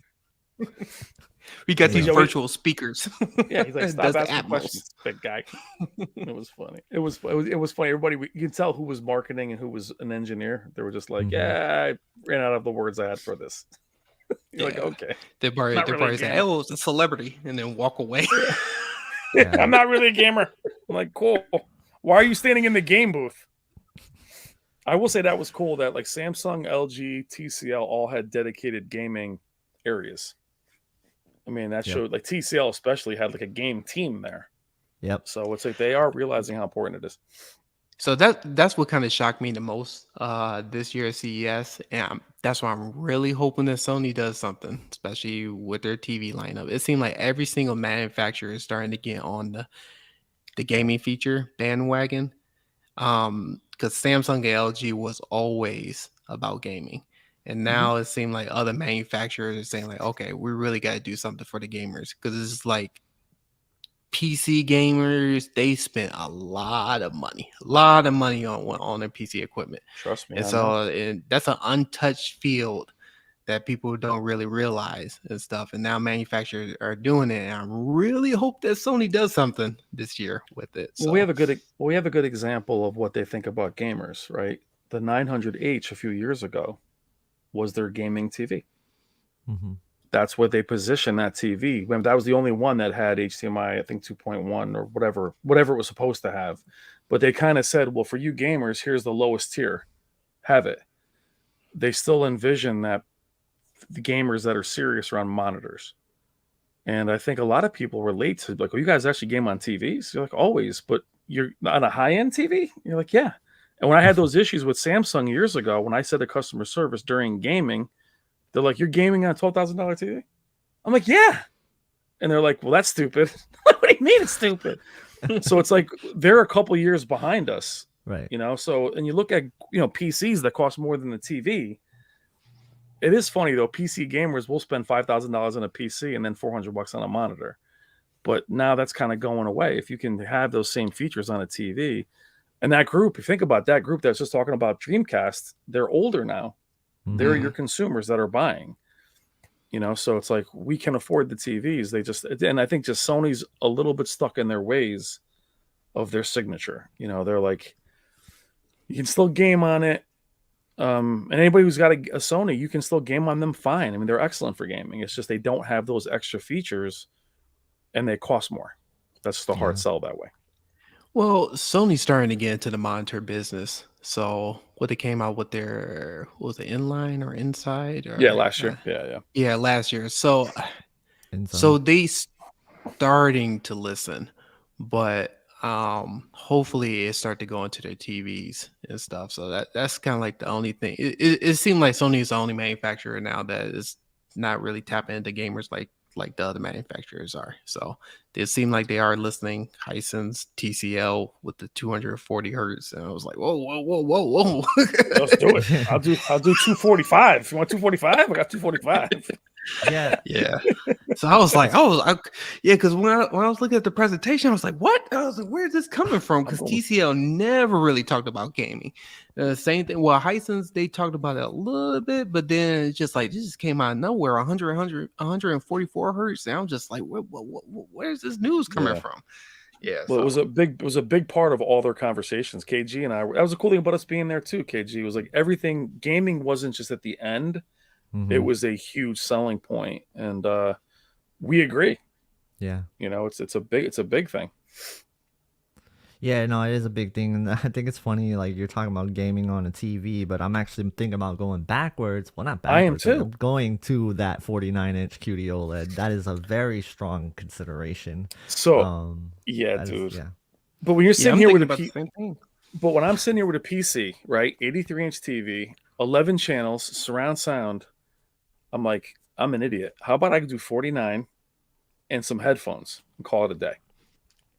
Because that ultra wide, we saw that ultra wide, not in a shooting game, but in a like a campaign. That wraparound is legit. Yeah, that wraparound was legit. And you're like, because the PC and gaming sound is still not the same as movies, especially on PC. I'm like, damn, I think I might get some headphones, go sit in the corner, and just be at a desk. I mean, it was such an immersive, like that bend. If you guys that didn't see it, the bend on the C2 that bends in and out is very slight. The new C2 or C3, I'm sorry. The bend on this monitor is immense. Like, it does wrap around your face. So when you're playing it, you feel like you're running past the surrounding things. Yeah, that was a 49-inch too. And last year they did a 34-inch. I was like, it's a little too small for me. I got a 48-inch nice. LG C1 right now as my monitor in front of me. Yeah. But that might get replaced with a 49-inch QD-OLED. Yeah, I'm gonna definitely buy that, no doubt. Yeah, I got this Odyssey right here, the Samsung Odyssey G7. So I'm looking for a new monitor too. I love it. I absolutely love it and stuff. He's like, I love it. I'm throwing it out. I'm gonna buy something. Well, no, it's the best thing I've ever seen. Get the hell out of here. Well, for me, the only reason why I'm gonna switch mine out because I need something bigger and stuff. And then it's like, besides gaming and stuff like that, I do a lot of work stuff too. So it's like, for me, I definitely need another monitor, because I thought about getting an OLED last year, but then I was like, nah, I'm gonna wait and stuff. And then when QD-OLED talking about, oh yeah, we're doing these monitors now, and I was like, oh yeah, I'm interested. That's why you can't listen to us. Like, don't fall in love with what we have, because we're like, yo, I love this. I love what? We're so unfaithful. Yeah, this is my baby right here. Get it out of here. I'm gonna be selling it and stuff. I'm gonna be selling that G7 and stuff. Dude, my B-roll, I was looking at all the QD-OLEDs, and I got stuck on this monitor. I'm like focusing on it. I was like, what am I showing? I was just like, damn, that thing is nice. Yeah. Oh my god, micro LED killed me though, man. That thing ruined everything. That was the star of the show for me. Oh my god, dude! I did a video called "One Above All," and I was just, dude, my thumbnails like a bunch of me, like praise. I mean, I was just like, God damn. That's going to be the technology that kills everything and stuff. Wait, well, watch that review. It's like never coming. Like, the stuff that Rob is saying as far as its limitations, he's like, yo, things will be like 800 grand.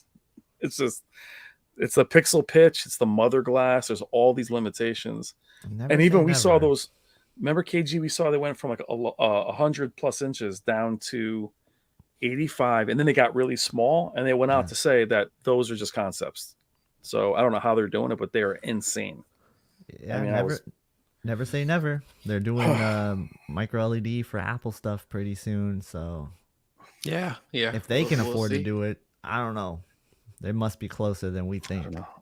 I'll wait, man, because I know that. Well, did you see the mini or the micro LED for TCL? It's like a cloth. Right. That was pretty. I was That's like, what crazy. the heck is this? Yeah. Oh, Rachel coming in Oh, with yeah. the super Rachel, chat. what's up, Rachel? Oh, you have women in your live streams? That's awesome. Oh man, I got no women in mine. Yeah. My analytics are like 0.5%. What's up, Rachel? No. What? Yo, Rachel, come on over, girl. Please like and subscribe. No, Rachel is dedicated. She be coming on Rachel's to the awesome. stream all the time. So Very awesome. yeah. Thank you, Rachel, for the super chat. He said, "Hey y'all, sorry I'm late on this live. Hey, it's better late than never. I know you all may have answered this already. Do you have any estimated prices for the 55-inch and 65-inch S95C? Nothing set in stone yet. I can give you my estimate, which was the same as the video. I believe I said $24.99 for the 65-inch S95C, and then for the 55, wait, $34.99. $34.99 for the 65-inch, and 55-inch was $24.99. And I went off of this because the logic is that the One Connect box, they value that at $500 around there. And I saw the same sort of trend go on with the QN90B to the QN95B. It was about $500 difference there. And I priced the $44.99 77-inch at the price that I did because I was looking at the G2 last year, and that's what they did.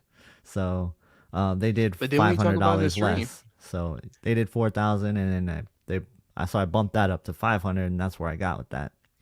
So that's how I got to my prices. What do you guys think for the 55 and 65? I say it's around the same price. Rocking out arithmetic. Well, KG's rocking a Big Short. He's like, well, go here. I was like sitting there with a notebook going, all right, that's the formula. Yo, we got the formula. KG got the formula. Just rocked the Big Short right there. I was like, holy doing crap. The beautiful mind.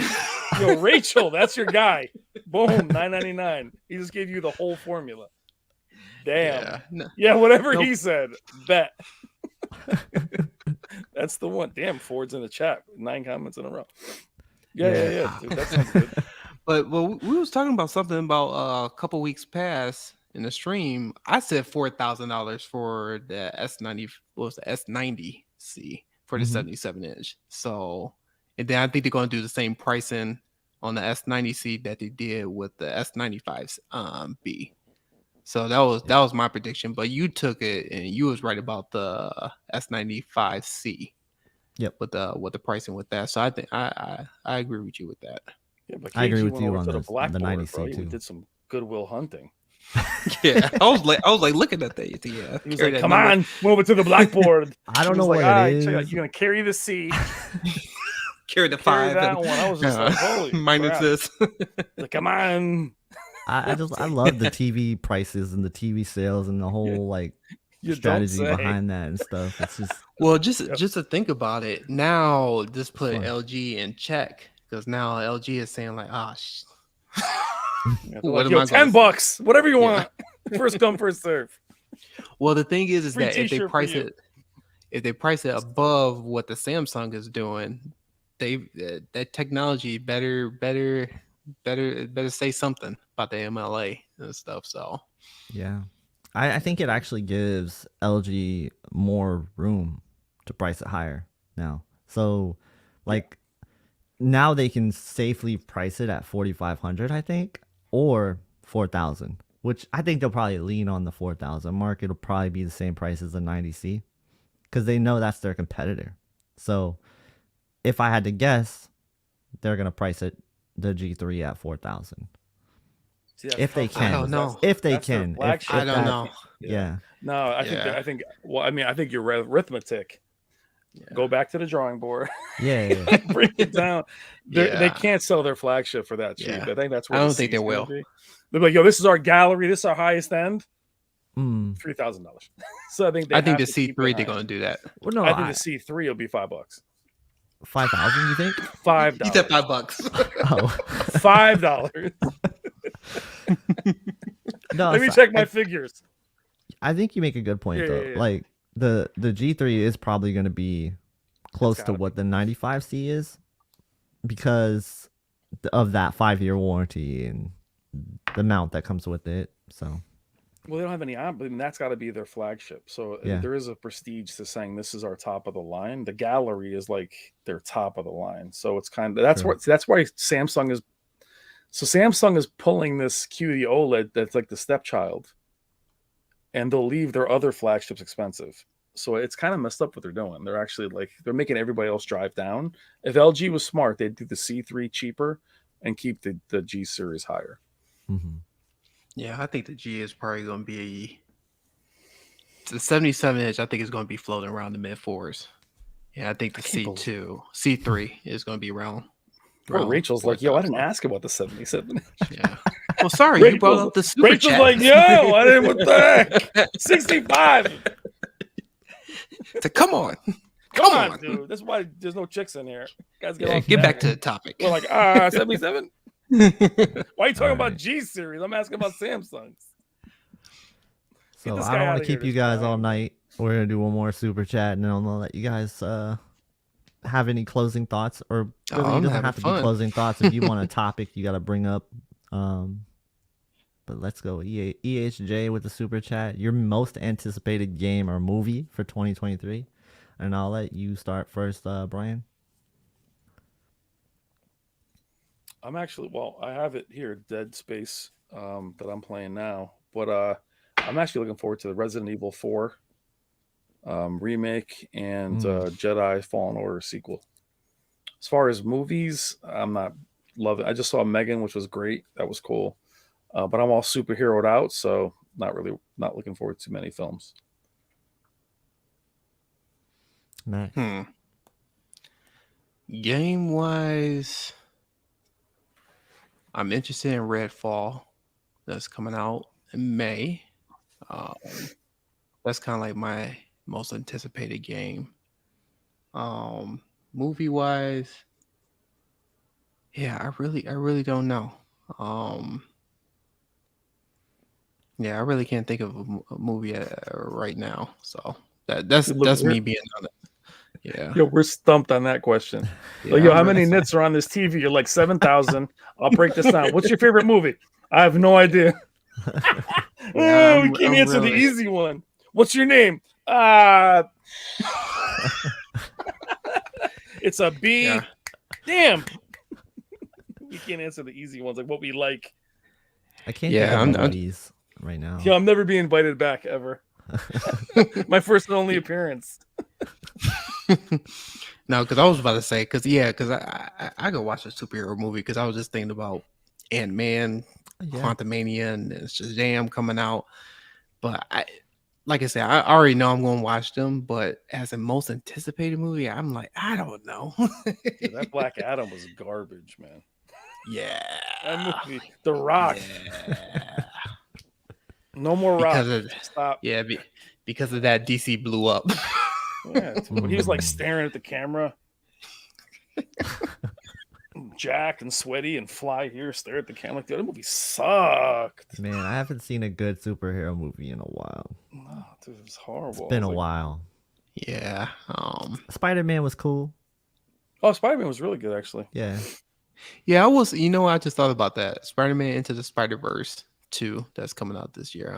Was that this year? Looking for. Yeah, it's coming out this year. Yeah, that was good. I'll too. say that one. Yeah, the first one was good. So I'm really anticipated because the first one, it was.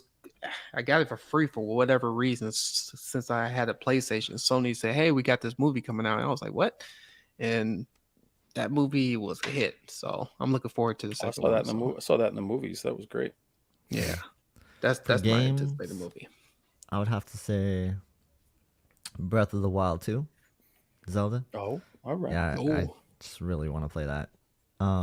So that's definitely the game I'd be looking forward the most. I don't think it's getting pushed back, so I think we're good. I think that is definitely coming out. So, yeah, that's what I'm looking forward to. Yeah. Any other words questions on that topic? KG's like, yeah, I'm not even giving you a movie. Yeah. No, I kind of piggybacked. I think it would be Spider-Man. All right, cool.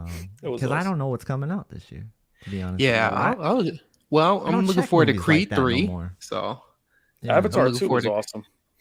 I still didn't see that movie. Yo, man, you I gotta see gotta see it. I know. I gotta see it. I mean, $2 billion. Yeah, it's crazy. I was like, really? Like, yep. Yeah. So That was ever just- since They gotta bring back 3D.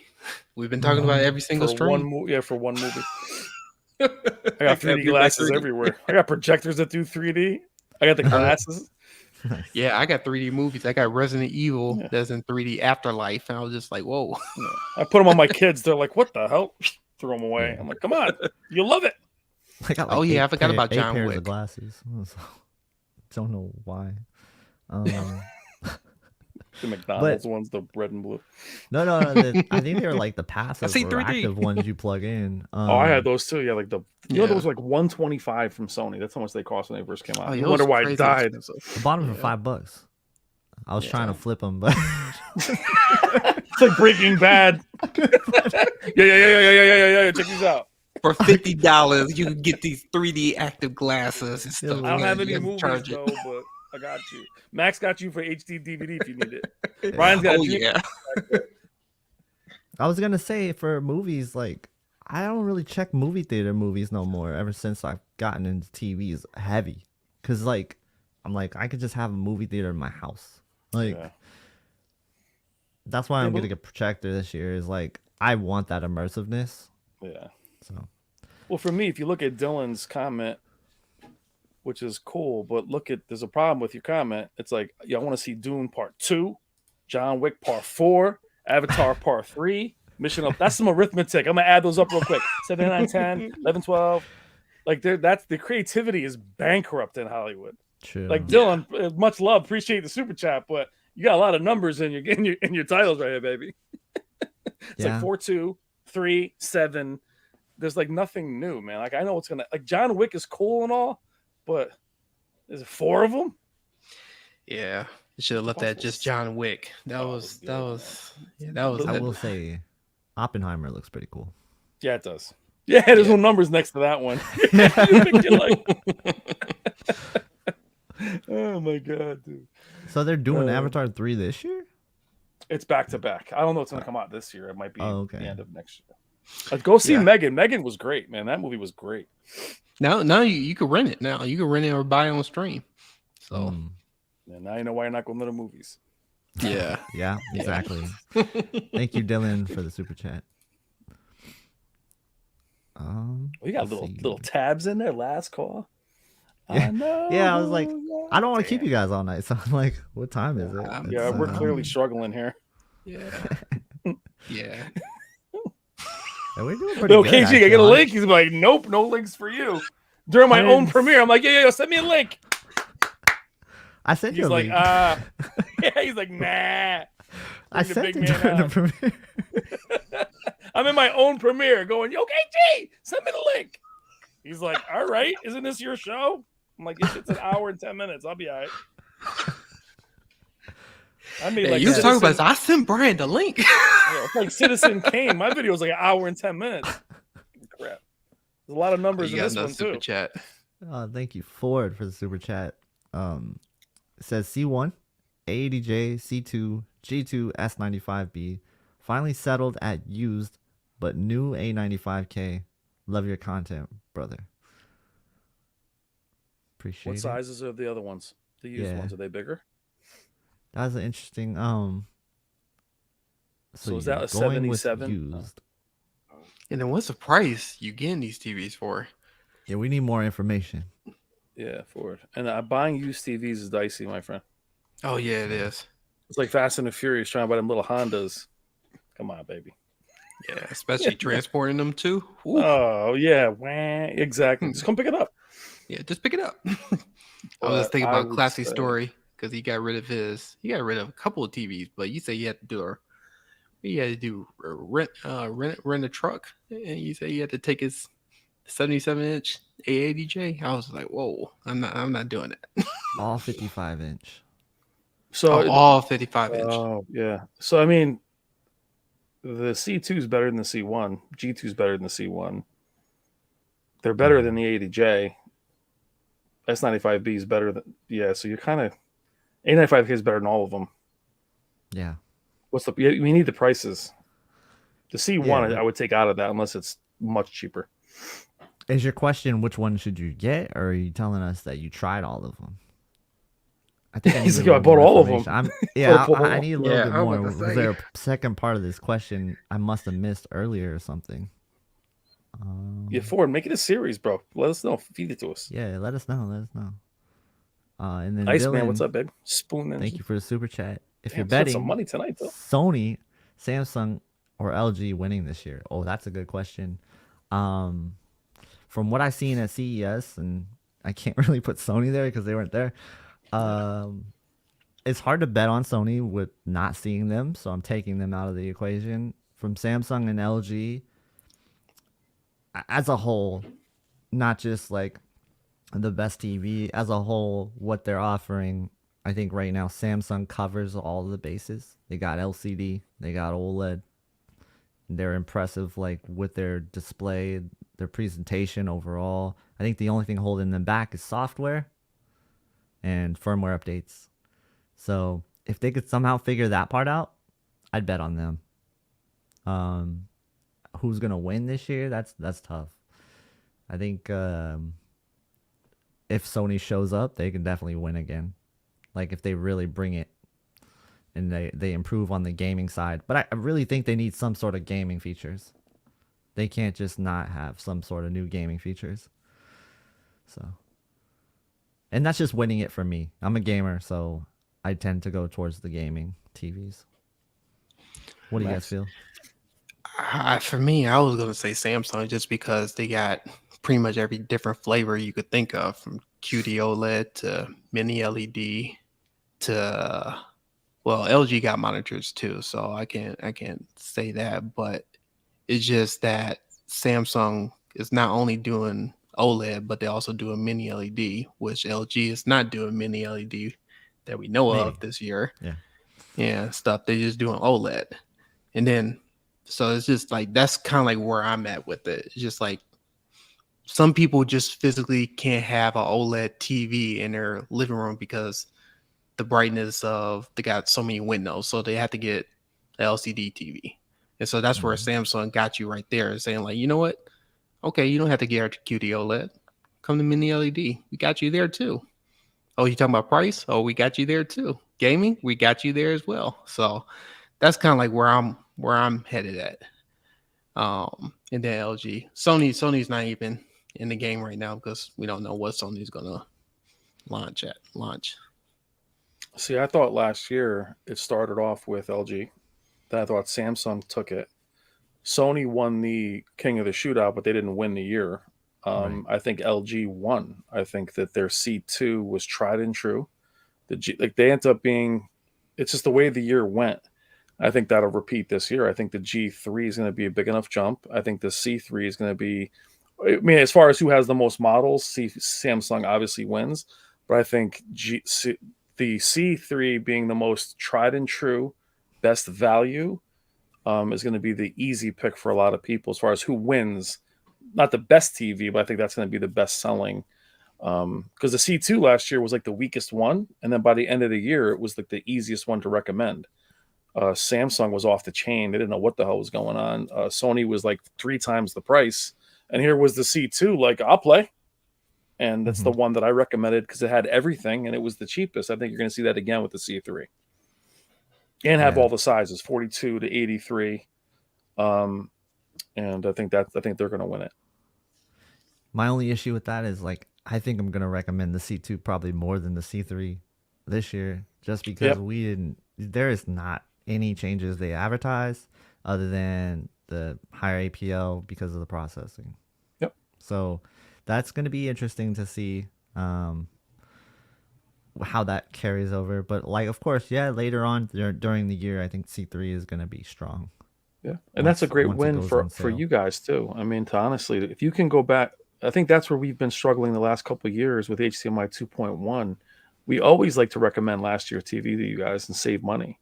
It was just hard to do that with HDMI 2.1, especially since they changed it to where PS5 was using HDMI 2.1 to give us 60. Right? We all thought that 4K 60 with HDMI 2.0 was okay. they used 2.1 in a way that it wasn't meant to be used to give you this higher frame rate and 40 frames per second. Remember, with Ratchet and Clank. So now we can at least say with confidence, no, last year's is fine. You know, I think that's what's great about everybody having HDMI, not 4 of them, obviously. Yeah. And I think that's unfortunate because I think it's going to put Sony in a bad spot of having to answer that like Caleb said, for him, it's hard because he has to answer that every month. For us, it's easy because all I say to you is, well, if you want this, that's not the one for you. Yeah. I think another thing with Samsung is they might even still be trying to target accuracy crowd. I don't know why they're doing this, but they're trying to show some favor towards them, right? Because they're introducing the ability to turn off dynamic tone mapping this year, like completely, which will be interesting to see how much of that they actually do turn off. Yeah. But I know that's something that like accuracy purists have asked about for a while.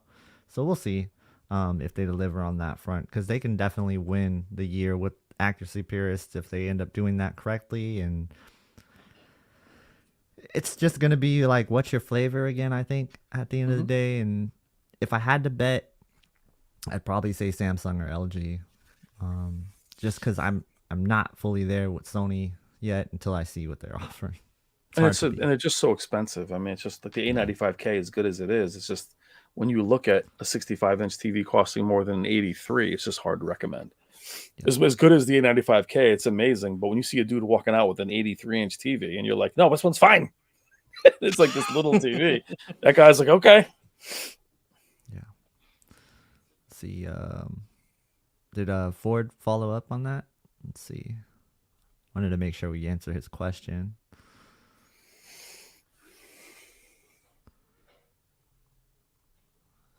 He's talking in chat. For that question you asked for it, what was it specifically that you wanted to ask about? Apartment living. Are you asking which one to get?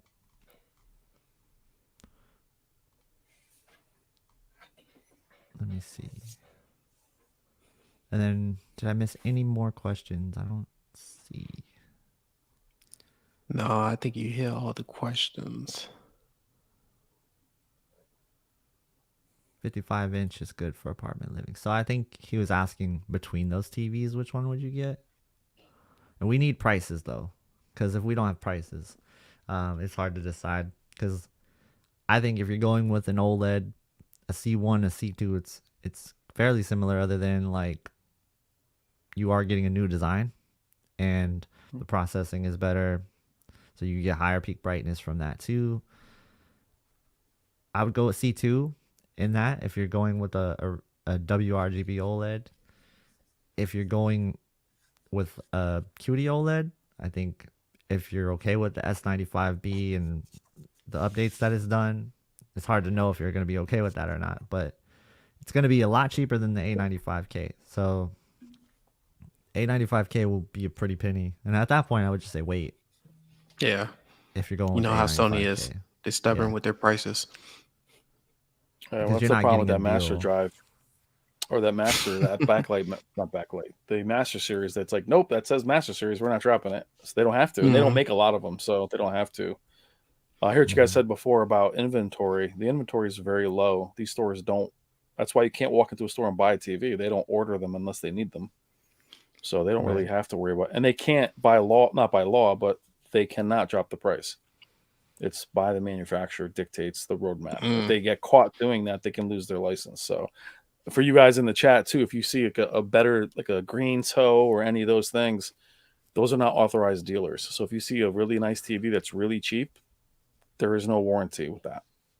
Yeah. They can't lower the price like that. The manufacturer won't back you up. Yeah, that makes more sense because I was just talking to KG because I had that Sony A9F that came out in 2018. And when the A9G came out, like a couple months later, they would not go down on the price on the A9F. Yeah. Maybe $500 and stuff. So, it was like, so Sony crazy. Dictates that. Like they did that with the A80J. They released that at like $3,000. They dropped that immediately, but they did that.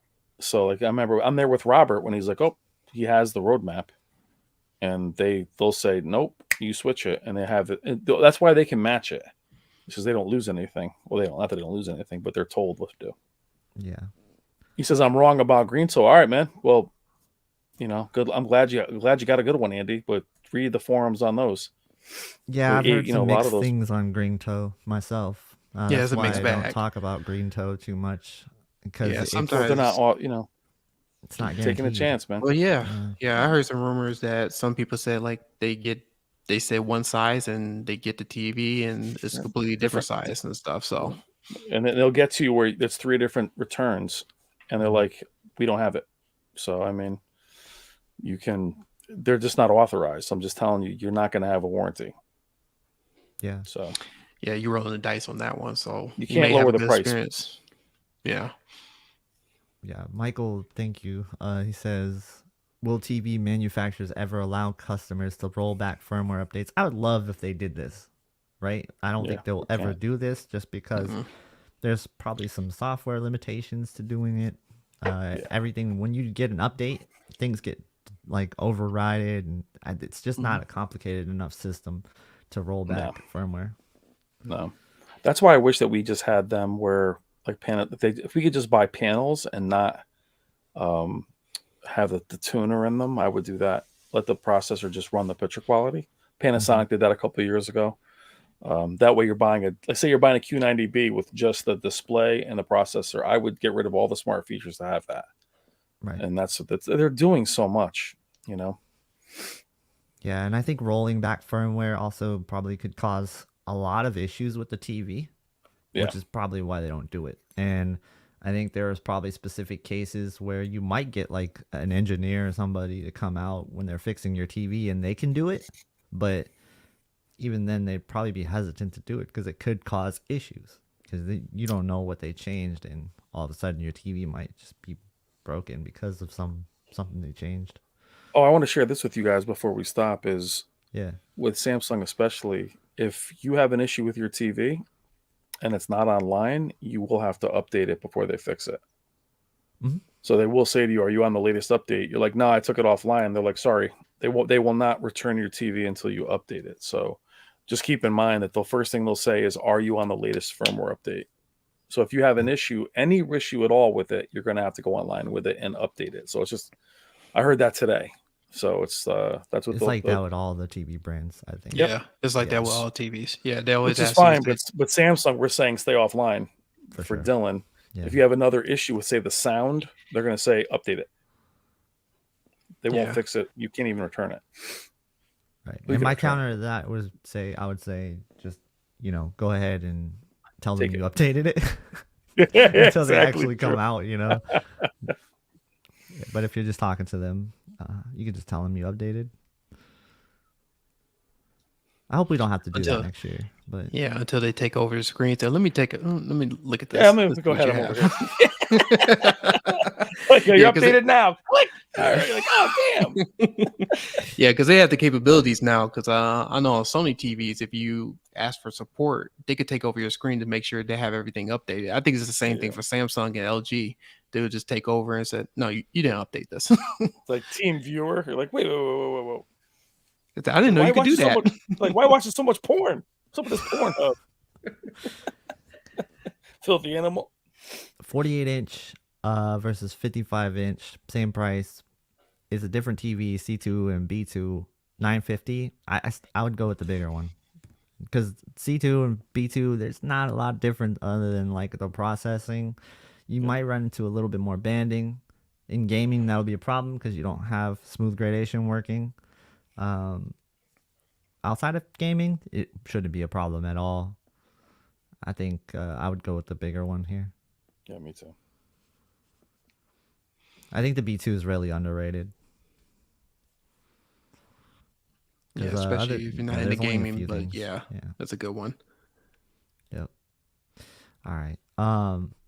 We're 3 hours and 20 minutes in, so let's go ahead. Brian is a special person coming on, so we gotta make this. I'll go 5 hours. I don't give a crap. You gotta throw in some intermissions. My videos are an hour long. All right. My shorts are an hour long. If you guys want to keep going, we could keep going. I'm good. I gotta bounce. Okay, yeah. I was thinking. I was like, it's getting late, so I don't want to hold you. No, you're never gonna So, hold me, but thanks for having me on. I appreciate it. yeah, hey, Oh, we we can gotta make keep this doing happen this, Brian. anytime. You know that, right? Gotta Hey, keep doing this. you're always welcome. We Thanks, man. I always just kind of appreciate it. chill, and whoever wants to come on can come on. Yeah, no doubt. Well, I'll have you guys on mine too. I'll be doing, I Yeah, think, once no a week. doubt. Oh Going, yeah.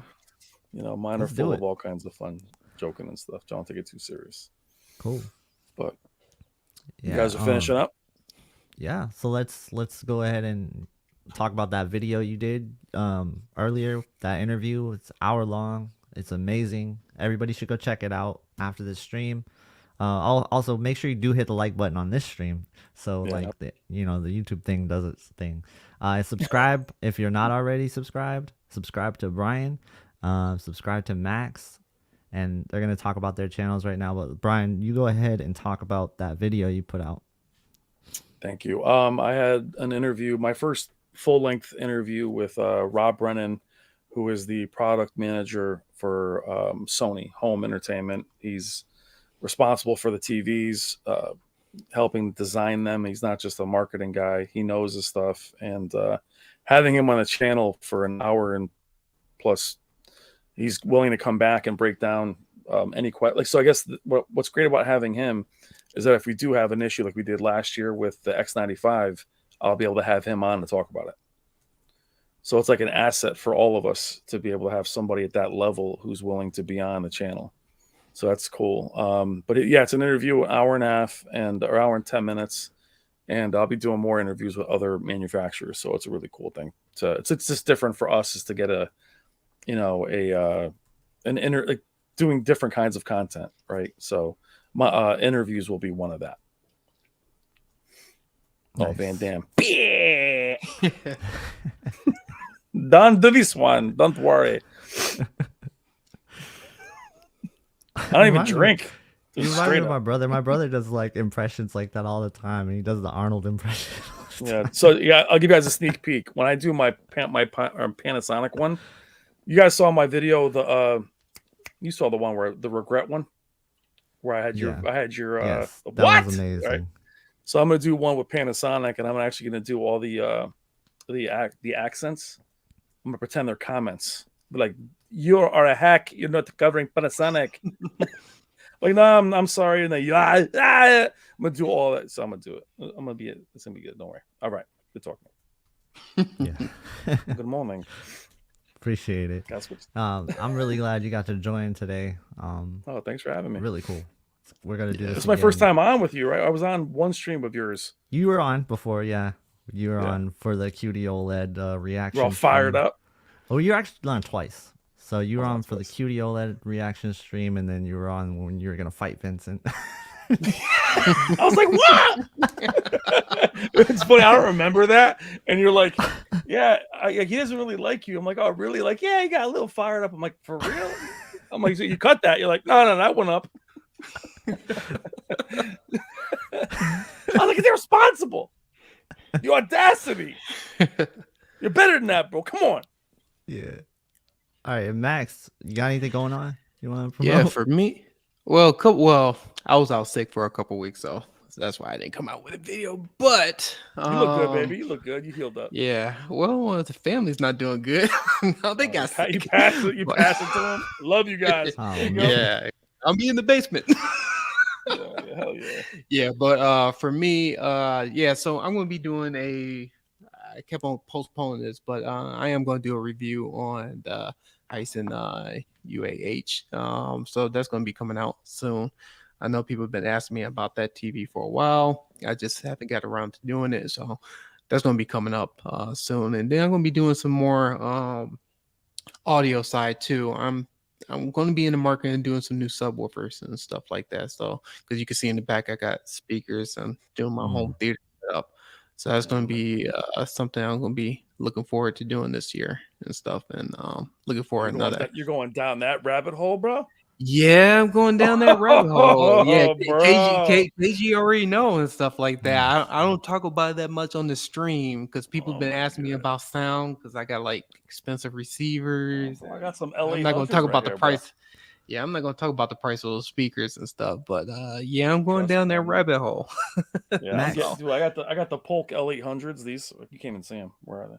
but they're monsters. But yo, that whole get yourself a sound bar, call it a day. Yeah. I tell people that all the time. Like, oh, let's get a processor. How much are those? Oh, 15,000. Oh, just relax. Yeah. No, like, how about his setup, dude? I'm like, I die a little bit inside. Bro, I got SVS subs that are, they're like garbage cans. I got those, and I'm still not done. I'm like, really? I'm like, all right, guess what? I'm gonna get a sound bar. I'm gonna get some headphones. I cannot do speakers, bro. Yeah. You go down that rabbit hole. Ooh, you gonna spend some money because I watched Shane's videos and I watched your videos with Shane, and I got a better chance of getting pregnant than doing that. There's no way I'm doing that anymore, bro. When I got the Denon 67, no, the top end Denon, it's not good enough. Then I have like 2 amps. They're not quite strong enough. I'm like, for what? Yeah. I'm not launching the space shuttle. I'm just powering these speakers. Well, your speakers are too. It's just it's just a black hole. So it is. I'm not going with you. Never stops. Good luck. Yeah. Good luck. But I'm not doing that. I'm not even review speakers anymore. Yeah. I'm like, how these BMWs? Oh, they're 40,000. How are they? They're okay. What? Anyway. Yeah. My bad. Yeah. So that's why I'm going down. I'm going down that rabbit hole. You're like, here I go. That was awesome. I'm about to leave the studio. You just jumped into Uber with KG and his boy. Like, all right, see ya. I'm selling the house. You're about to see me leave the studio. You're gonna see me disappear. You're like, what TV you got? It's like Brian. I'm buying the headphones for $5,000. Yeah. So I am the elder for it. I am the elder by a lot. I'm the oldest by a minute. Yeah, I'm not giving my specific age, and I won't give Max. Everybody keep on asking. Yeah, we already said we're the same age. So.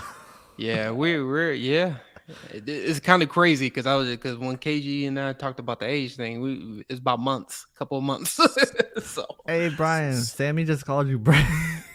Sammy, my teachers. It was funny about my teachers had dyslexia too. They would call me Brain, right, in class. They're like, hey, Brain. I'm like, I understand you misspelling it, but reading it out loud.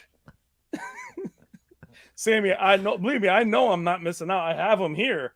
I'm just saying that the upgrade path is like, no, take this TV, throw it away, and buy another one, and then plug it into 2 more TVs. So I appreciate what you're saying, but bro, I cannot. I have enough hangups. There's too much expensive crap in here. I just want it to work. Okay, did you go to the bathroom? Nah, my camera died. Yo, your name vibrating is like it's like your avatar right there. Dude, yeah, no, I actually think this is pretty cool. I wish the borders kind of did that when we were on camera. It's like 2001. You're like Hal. Yeah. You're like, come on. Wow, that's awesome. That was perfect. I killed your camera. Yeah, Brain. I just wanted to bring that in there because you were talking about that. Brain, my bad. No, Sammy, I'm telling you, I would have teachers go Brain. I'm like, I get it, but why are you reading it as Brain? You can write it as Brain. Oh man, I love you too, Ford. Silly. 38 that's here, silly. Jesus, bro. I'm 48. Man. Yeah, I'm old as shit. Wow. No, you're not. No, you're not. Max. Like a tip, I would say, like when you're doing your audio stuff, you should do like a tutorial into like that world, because I don't think a lot of people know enough about it or feel confident enough to get into it. And I think like just laying it out there would be a nice thing to see. Because I know me personally, I'm like, I don't even know how I would even get into that, so. First of all, your voice is sexy as hell. When you have your voice in that avatar, that's a whole nother level right there. Like, yo, he just turned into T2000. Come on. He's just like, yo, I'm like hypnotized by your avatar right now. I gotta go. He's like, yo, check it out.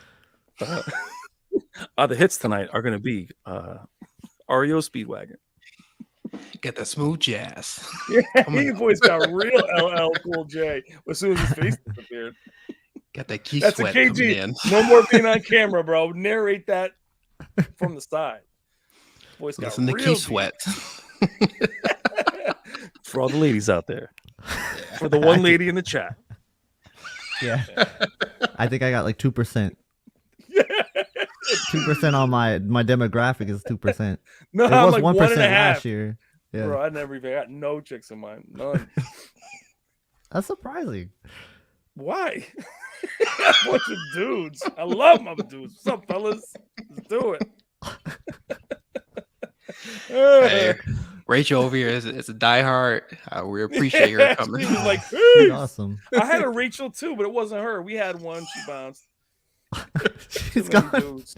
I had like one Rachel in mine. She bounced. Yeah, she's out. She's like, nope, can't do it. She probably did. She was like a normal person. She bought a TV and was like, all right, I don't listen to this guy anymore. I got my TV. True. That's crazy. And like, Hard 8 Gaming called me Brain too. No, I'm not drunk. Hard 8 Gaming. Man, a bunch of dyslexic dudes in the chat. Brain. Come on, Brain. Oh man. Nah, I'm sober, bro. Imagine me drunk. I'll be pulling this monitor off the wall. Brain drunk at Brain. My man. That brain in the bottom. Can't handle the brain. Oh, damn, bro. I just take over the whole chat. Yeah, now they're doing it on purpose. Yeah, they're doing it. I now. hope it's on purpose. Imagine if it wasn't. Hey, that's true. Pinky in the brain. All right, one more question. Oh, man. My main TV. Somebody asked me this earlier too. Right now, my bedroom TV. That's like the TV I watch the most. I just be hanging out in my bedroom sometimes. Just can't get up. I don't feel like getting up. I'll just watch TV. So it's the S95B is what I watch 90% of the time. And then I have the A80J. I watch football on that big screen stuff downstairs. So I still like both. I think the S95B is the best TV that I've seen this year still. Even with the updates, I like it a lot. But I did do some tweaks in standard mode to get it close to what movie mode looked like. So, and I have videos talking about that if you're ever curious. The best bathroom TV. I don't. Oh man. Your old TV that you're not using no more, I guess. I'm not in that state. About what type of house do you have? That, yeah. I don't know if many people yeah. have that luxury. Yeah.